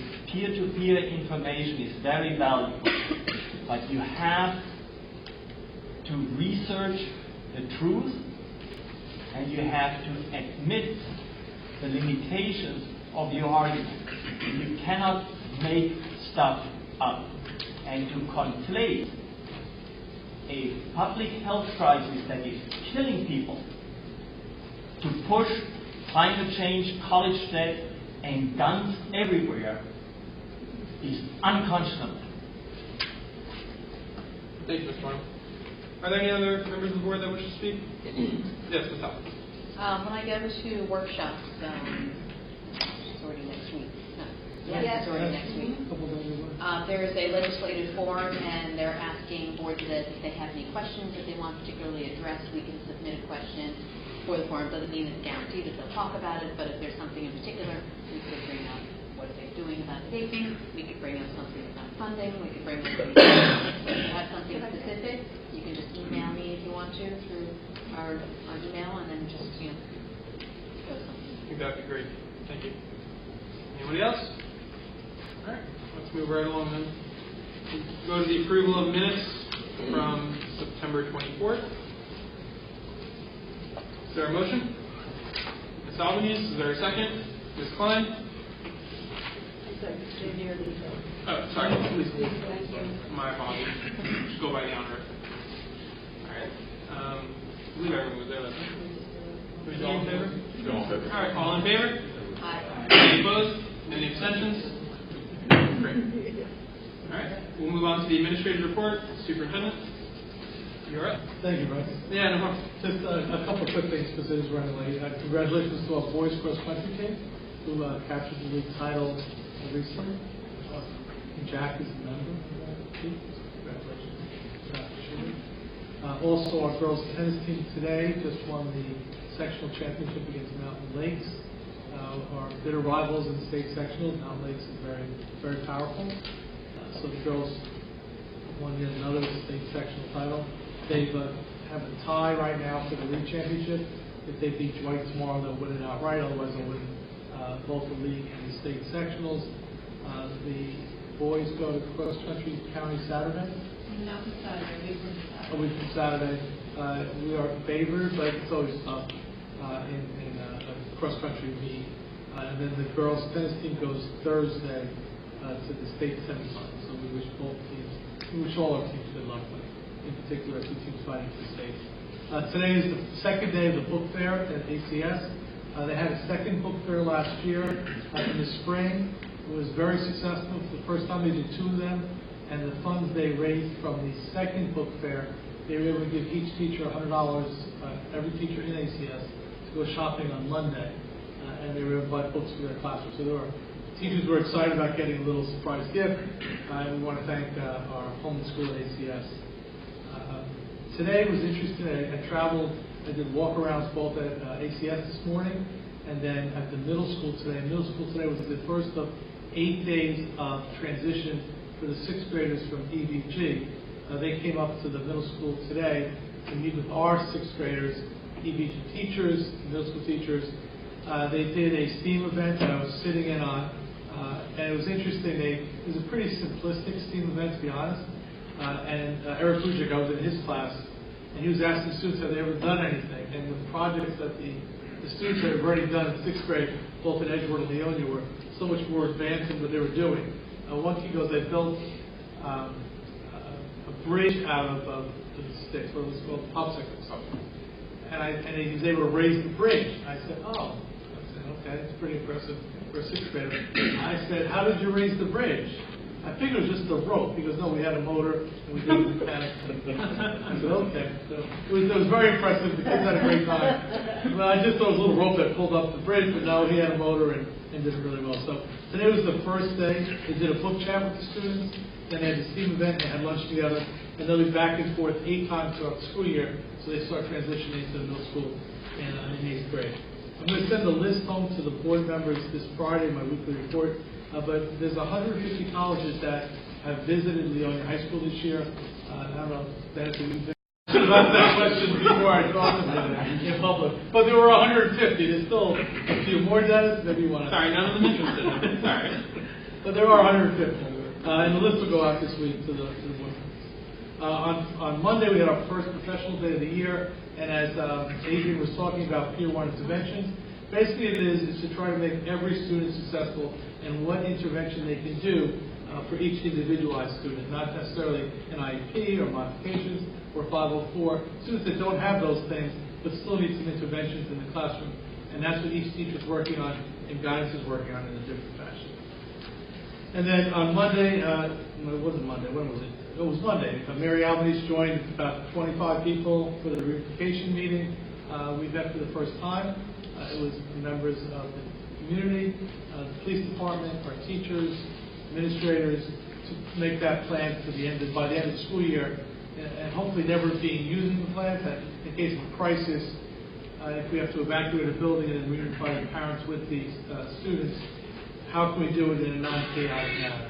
And that's one of our goals this year is to plan that, and Mary was obviously there to appreciate her attendance on Monday.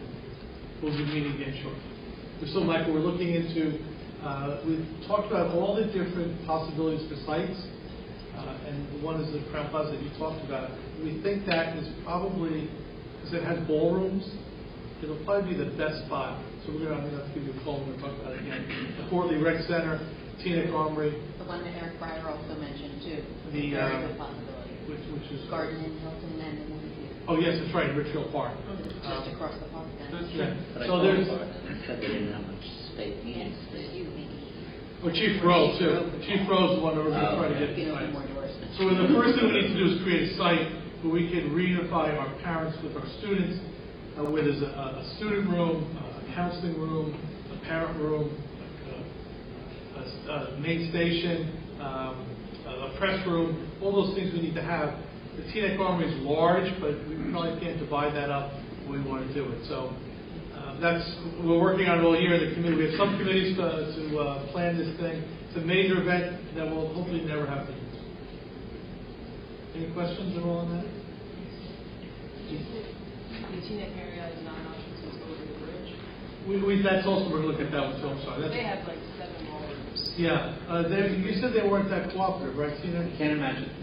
Crown Plaza literally said to me, I said, I know you might be having some business events going on, and they literally said, we'll throw them all out. Where the service I received at Glen Point, I can't imagine them ever saying that. When I was looking at Glen Point for another event.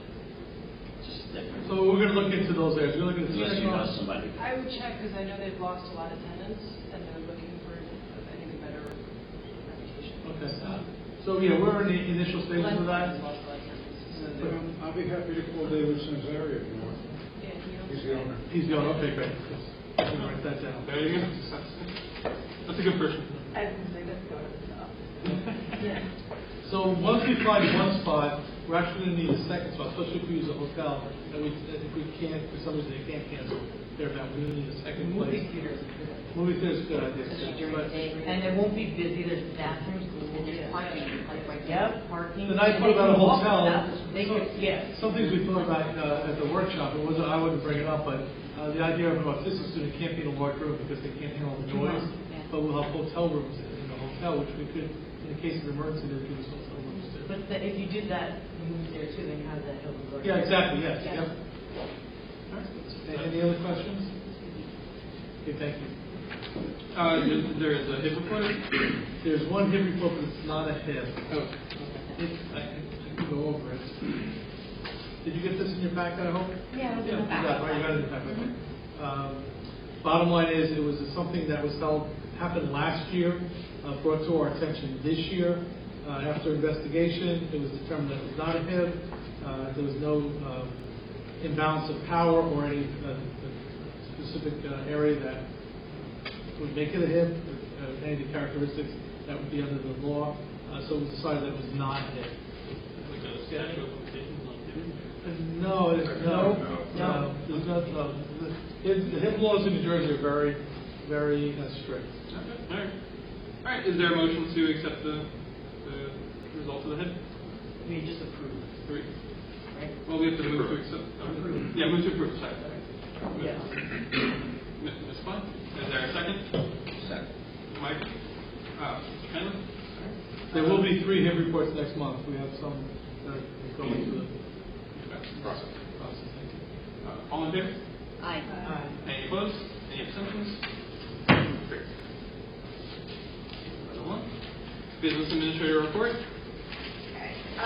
Getting ready for our annual comprehensive audit. It starts on October 31st. So we're waiting for them to give us the information on what papers they need in advance so we can expedite that process. With QSAC, the next meeting, I'm hoping to have our standard operating procedure manual ready for the board to vote on so that we can have another piece of QSAC ready. So we'll be ready before they come. That's the goal. And just to compliment, QSAC is not, we're not going to have QSAC until the earliest in September of next year. So we're doing all the planning this year, but both what Tina's doing in the business department, Greg is doing with curriculum. So we hope to have everything ready for QSAC in June, so we don't have to scramble next year. That's our goal. And they do a lot of it now, like, electronic. yeah. But no more paper audits though. I know, but they differ for every year. Oh, we haven't had one. I know. All right. Is that all? Okay. All right, great. We'll move on to committee reports. If there's anything to report, education. No, I talked to Ed. We're going to set up a meeting, and I also have some in that educational leadership. I don't know if you have a chance to see what this is all about. It has some really it's in the topic of restorative justice, but on a more appropriate level. And so I'm going to shut it with you. So, well, that's what I said. That's what we're going to talk about the math programs and Smile. And I forgot we wanted to ask them if they went to that conference, right? Yes. Yeah. David and Chuck went to the So we're going to talk about restorative justice and the math Smile program. In case you guys, have stuff to do, I'll just skip right to you guys if you have anything to report, and in case you want to go, because I know it's late and you might have work to do. Well, we don't have anything specific for this meeting, but we just like to say thank you to the board and as a whole, and Mr. Callender and Mr. S for dealing listening to our feedback and doing whatever they can to help us out and help the student body as a whole. Great. Thank you. You guys are free to go if you want, but feel free to stay. All right. Give up all the overtime pay. All right, next we'll move on to the finance and operations. Yeah, we had a meeting right before the joint board meeting. Have a good night. We set the date for the next 2 meetings in November and December. Before in January the new board is seated, where we will start looking at the budget skeleton, whoever is on the finance committee then. There are a couple of items that the finance committee will look into. One is the impact of overtime on our budget and on non-budgeted overtime, as well as the impact the field project may have on our transportation costs, as we are going to need to offset the unavailability of the field by transporting our students. I will be in touch with our board president, who is the chair of the long-range facilities committee, to set up the next long-range facility meeting, because the budget committee needs to look at the fiscal priorities of all the projects we want to do. There's a limited amount of money, and there are big aspirational goals. We have to align those. Absolutely. But okay. We should all communicate this week. Yeah. Set up a date for that. That'd be great. Mary, I know you're going to report on community relations because Noreen's not here. Do you want to say anything? Yep.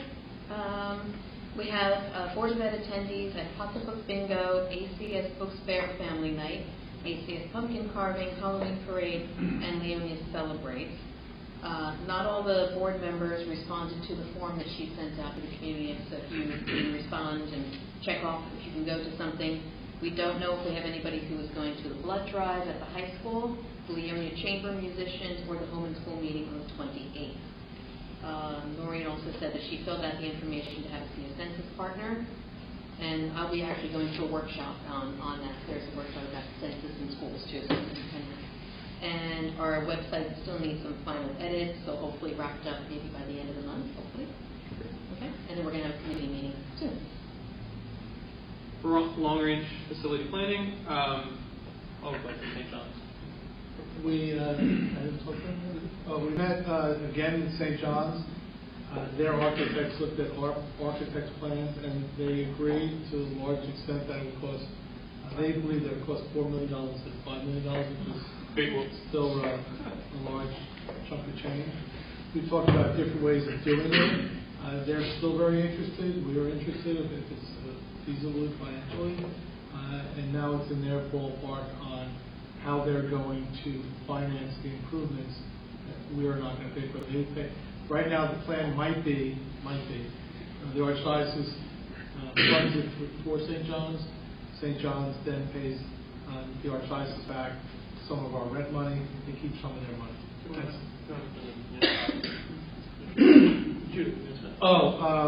We're in the early stages of looking at town hall for if this falls through for Alpha. Again, long range plan. If we do need an east wing, we need that property where the program is right now. So Judah and I are talking. That's where we are right now. We're talking. But it would be great because it's already handicap accessible. It has an elevator. It has handicap bathrooms. It's local in town, so our kids can go work as part of the transition program. They work at stores. It's right here. They'd have the access to the gym if they needed to. It's part of the building. Judah, you all know Judah, so we have to talk. All right. Judah's tough guy. It's the council's call. It's a weak mayor system. Council runs the town. The mayor runs the meeting. Doesn't everybody get that? Well, Judah doesn't do that. He doesn't. Well, all right. Anyway, we're gonna move on from that. School safety, Mary.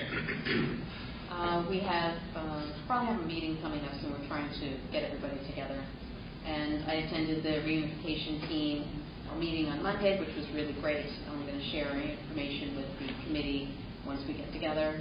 I think I'm attending at least one workshop on updating safety in schools. I've attended so many now. I feel like there's a lot of stuff that we've already covered. So I'm kind of like picking and choosing when I'm going to. I want to try to get some other things in too now. But anything is always welcome. New research is always welcome. Our page for the board initiatives on the website is almost ready. I'm just making a few tweaks to it, but it should be up and running very soon. Great. We're fully staffed now with SSOs. Good. Oh, yeah, so Very good.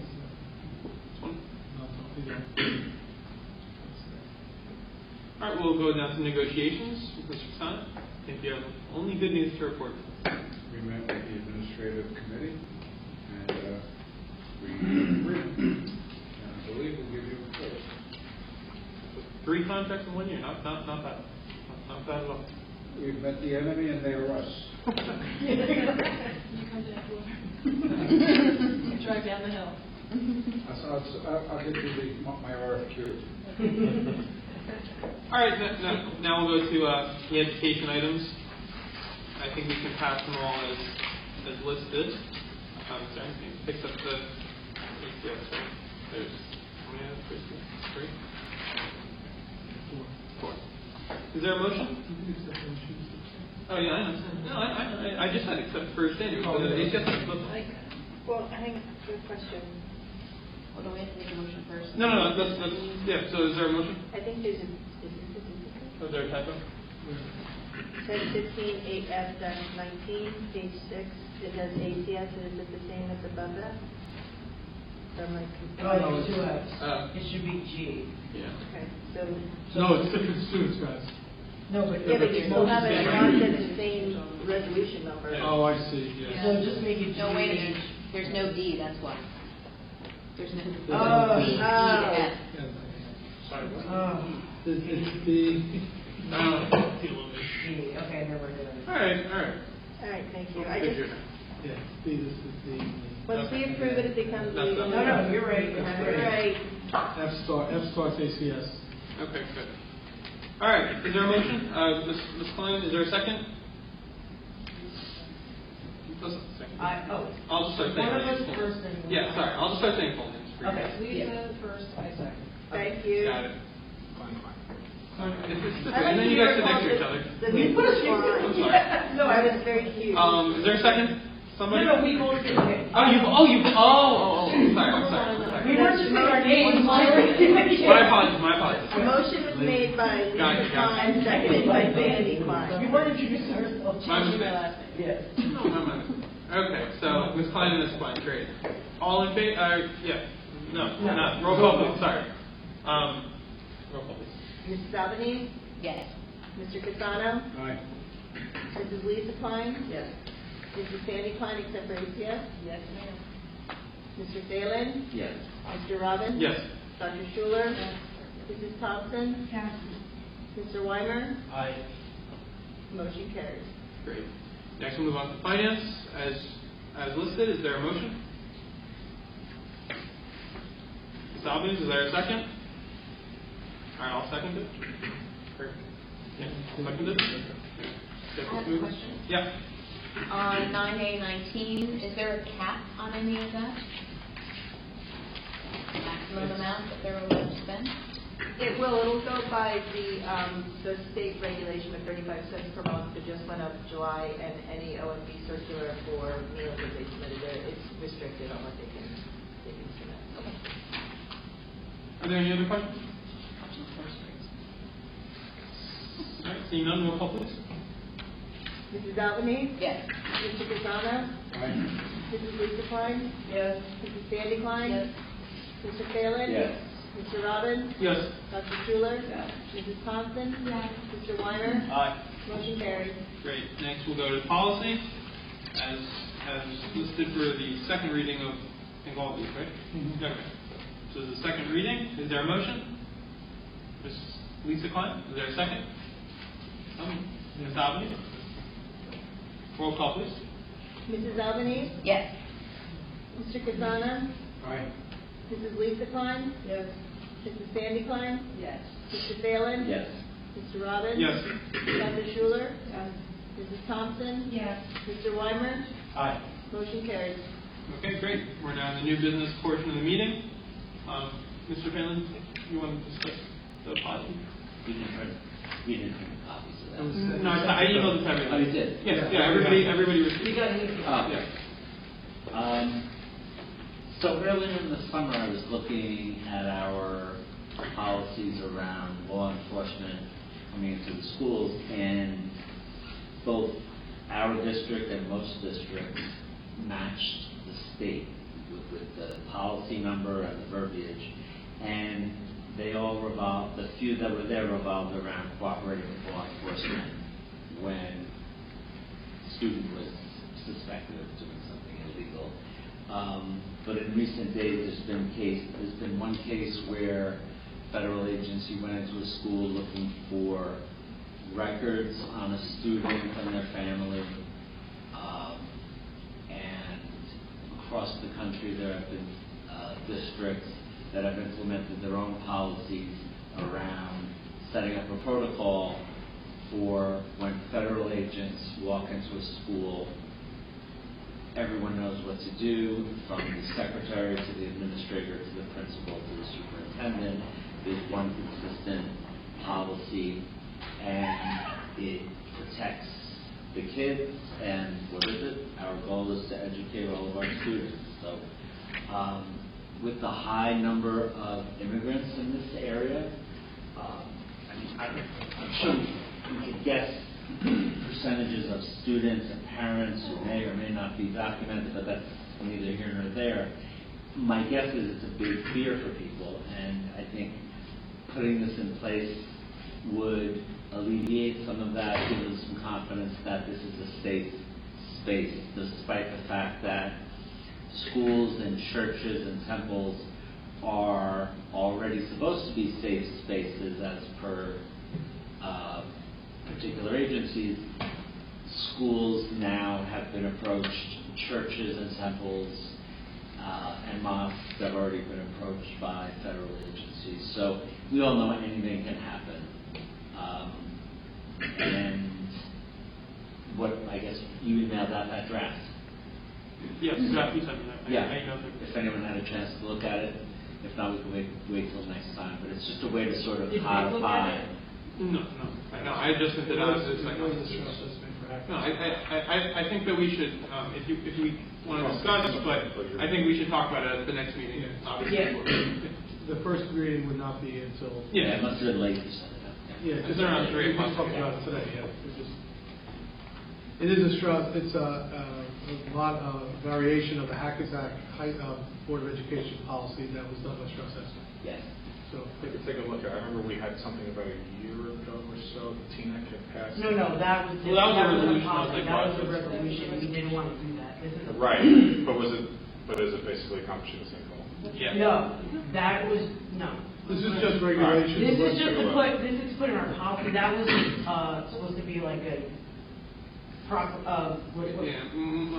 sanctuary. No. Welcoming. It was not the same thing. It was a resolution. This would be in our policy. It creates a process so that everyone knows. The resolution is totally different. That's just like. We just started. I could worry about. Yeah, I brought it up earlier in the summer, and then we had the summer. And then I read a case in New Orleans the other day about the office being approached, and they had and they had a policy in place, and the secretary knew to call the vice principal, who called the principal, who called the superintendent, and they went through their process. They met the requirements of the law, but they also protected their students and lived up to their policy. I understand.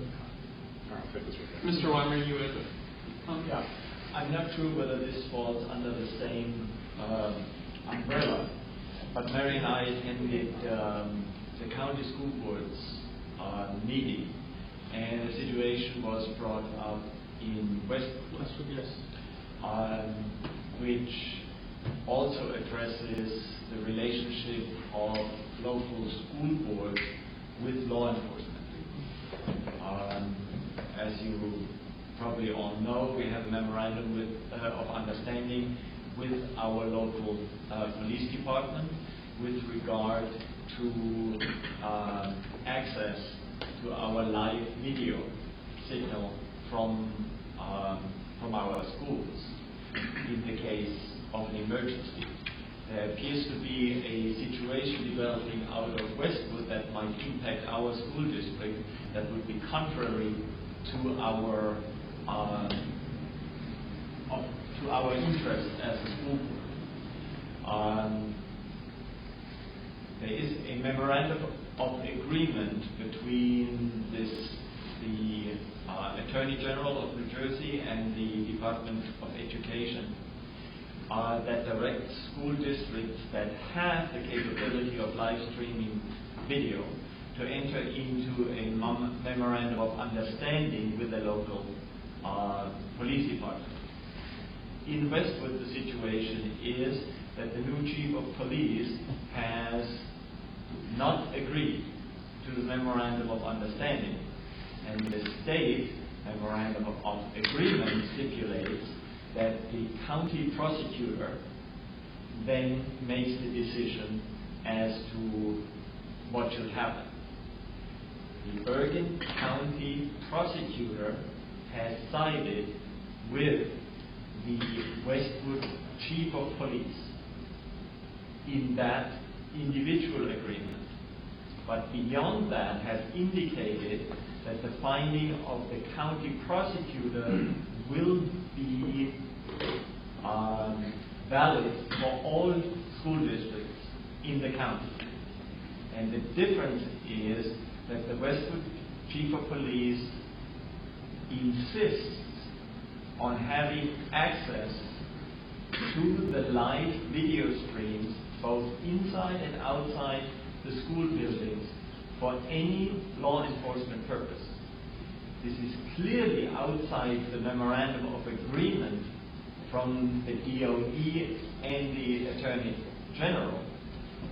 But based on what is developing out of Westwood, we might receive a letter from the county prosecutor directing us to change our memorandum of understanding and provide our local police department access to the live feeds for any law enforcement activity. So my suggestion or motion would be to actually take both of these issues, because they both deal with the relationship of the local school board with law enforcement, one locally, the other one federal, and have our school safety committee look into this and gather more facts on all the things are involved, the privacy concerns, the protection of our students, the legitimate law enforcement aspects, and the potential of law enforcement overreach in this context. There's been discussion, long discussion at our county superintendent's meeting. At first it was just an isolated issue in Westwood, but our superintendent's organization, we agreed that it's a serious concern, but initially it was a Westwood issue. The county prosecutor coming out in support of the Westwood chief makes it a county issue, and the superintendents are very concerned about freedom, the rights of students in the building, etc. So I'm sure at our next meeting in a couple of weeks, it'll be the main topic of discussion. There was a motion made, so is there a second on that motion? For what? What's the motion? Yes, to table the policy and move both issues to the safety committee. Well, yeah, so actually now I think about it, there's no policy being motioned in the first place, so I think we can So the motion at the next meeting. Will be the first reading of So the that. first reading. So I think we can just, I don't know. Well, I'll review this policy, Yeah. and I'll provide my findings to you, which you can then send to the safety committee. And then Yeah, okay. I have one additional point directed at our attorney, if I may. The memorandum of agreement with of the Attorney General and Department of Education provides the county prosecutor the decision-making authority only in case there is a disagreement between the school board and the local police department. I believe in our case, the county prosecutor can say whatever he wants because we have an agreement that both sides agree to. But I would appreciate if we could look into whether this will hold up once the big guys, the legal service. It's interesting that the. I have to pick up that. Yeah. I don't know if I have the signed one that you have. I have, it's in my office. There should be an addendum. It is interesting, the gentleman, Jeff Gale, who is the state person who developed the policy, disagrees with Westwood, the police chief. He says that they're twisting one sentence in the agreement, and he's very opposed to it. He came to our workshop meeting 2 weeks ago. His name is Jeff Gale. He's the one in the area that has the yeah, and also the report that we used on Monday is by Jeff, and he's upset over this. He mentioned nothing about using live stream as a tool for relief in those situations. In an emergency, no, not tomorrow. For the Westwood, This isn't over. No, the Westwood Police Chief started something. This is not over. The problem stems from the fact that the memorandum of agreement has provisions, as does our memorandum of understanding, for planned surveillance if there is either a reasonable suspicion that a crime is being committed, for example, drug dealing, that the police could go into the school and do a planned surveillance with the full knowledge of the administration and the support of the administration. That is in the document. The new part is, because this new memorandum of agreement is from January of this year, is that if you have live video capability, whether you make that available for any form of surveillance.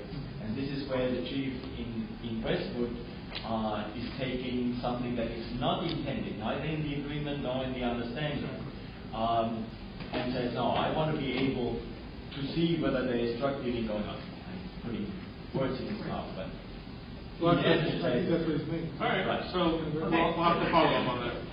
All right, is that, we're going to, No, yeah. One, Mr. Sun. Michael has a resolution? No, A draft policy. I'm not voting on it next week. I want to look at it. No. Right. I just want to be clear. I want the attorney to look at it, and I'd like him to review it. I think he said he was going to do that. Yes.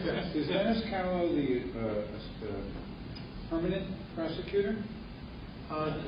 Is he? Good question. I don't know. I think he's acting, so that may change the whole dynamic of who gets put in there on a permanent basis. Also, Anthony, just to reinforce the point, I'm going to a SNAP conference, which is the police department and schools, on October the 27th, and I'm sure that'll be a major topic of discussion that day too. So we're going to get the superintendent's group is not going to take this lightly, and they're going to fight this. We're going to fight this as much as possible. Well, I think the two things which we're always talking about, what Michael may be proposing, should be intertwined. That's what we said that. Let me finish my own thoughts, please. They're not that cogent sometimes, but I have them all. What she said. Thank you. Anybody else? Okay. Now the public, second public comment on just about anything you want. So, what? No, we voted on it. We're done. There's nothing left to do. Yeah, no, we're done with it. I'm sorry. Sorry. All right, so yeah, so I was going to, so public comment. Is there anybody?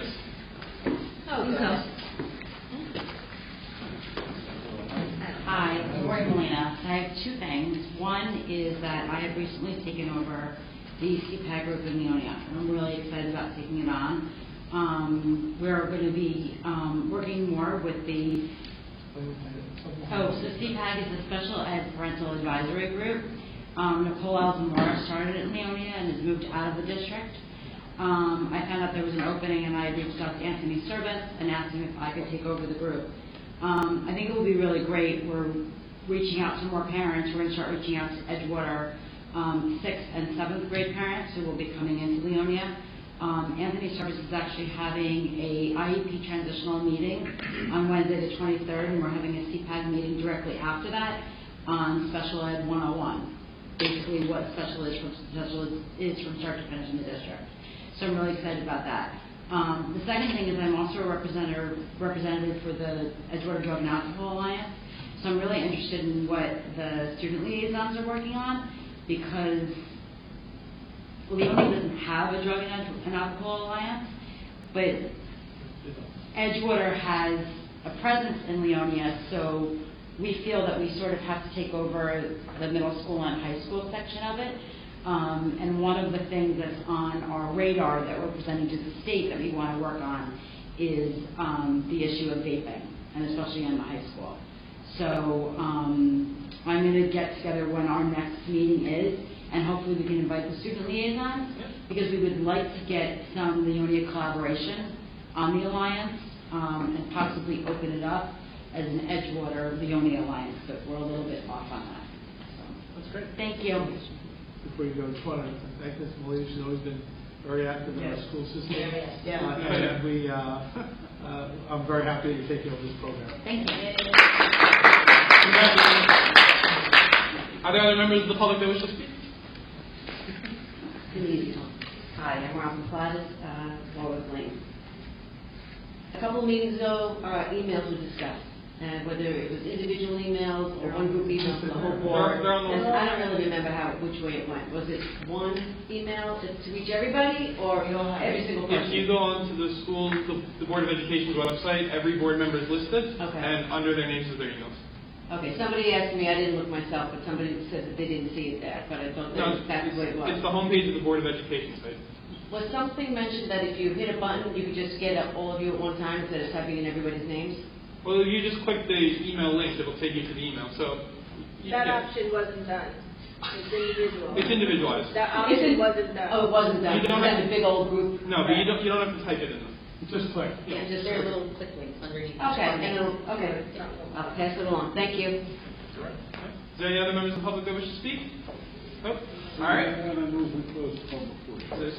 Lisa Klein. I'm sorry. Honor. Lisa Klein. Miss Lisa Klein. Whatever you want to call it. Great. Oh, I'm sorry. All in favor. Thank you. Any opposed? Any abstentions? Okay. Anthony opposed. Duly noted, I'm sure. Noted. Lisa Klein, I'm with that. So now we're in board comments. Ms. Albany. I want to thank Lori for taking the lead feedback because I think she's going to be a great person for that. She's a very, very good listener. She's really receptive to new ideas, and I think the parents are going to love her. So I think it's really going to be great when she works with Anthony Service. It's going to be a great service to our community. Thank you. Thank you. But she also brings up another thing, too, is that our collaborations with the Edgewater community should always be growing stronger. So in part of the communications we talked about, and I've talked about with some other people, too, is that maybe our board members should be a little bit more present in some of the Edgewater functions. Like, I don't know, I know you can't be everywhere when you run a company, you're like a super lady. So, if there's other things that we could be going to, whether it's a home and school meeting or... I'm glad you mentioned. Oh. The spooky stroll is coming out. Which one? The spooky stroll. The spooky stroll. Okay. Yes. So the Edgewater Education Association does a spooky stroll every year where they start at City Place and they go and walk through the town and they raise money for the Leonia Rosary Food Pantry in Edgewater. So if anybody would like to go, I'm just looking for the name. Yeah, what is date, please? I'll email it to everybody. Okay. Not this week. Next week.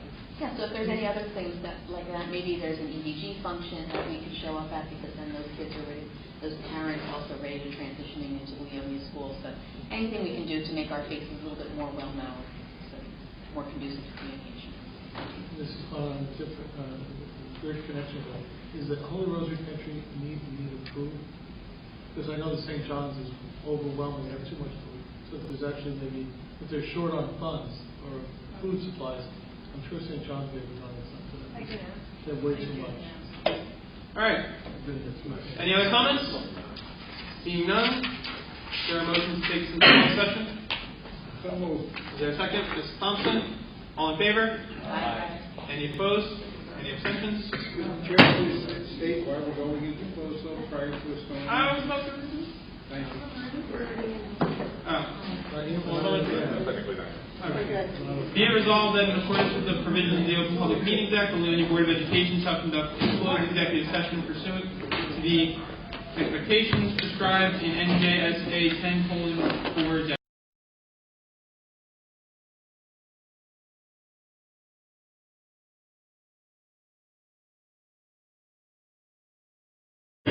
We're back in open.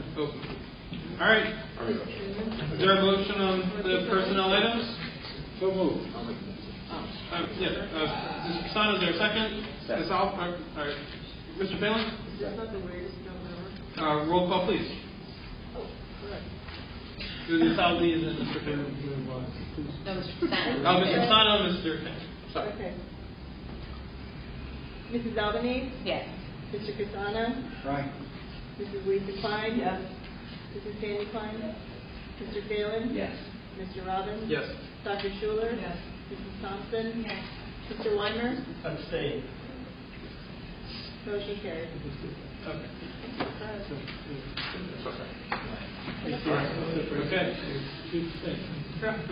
Okay. Is there a motion to leave it? Ms. Lisa Klein? Declines. Second.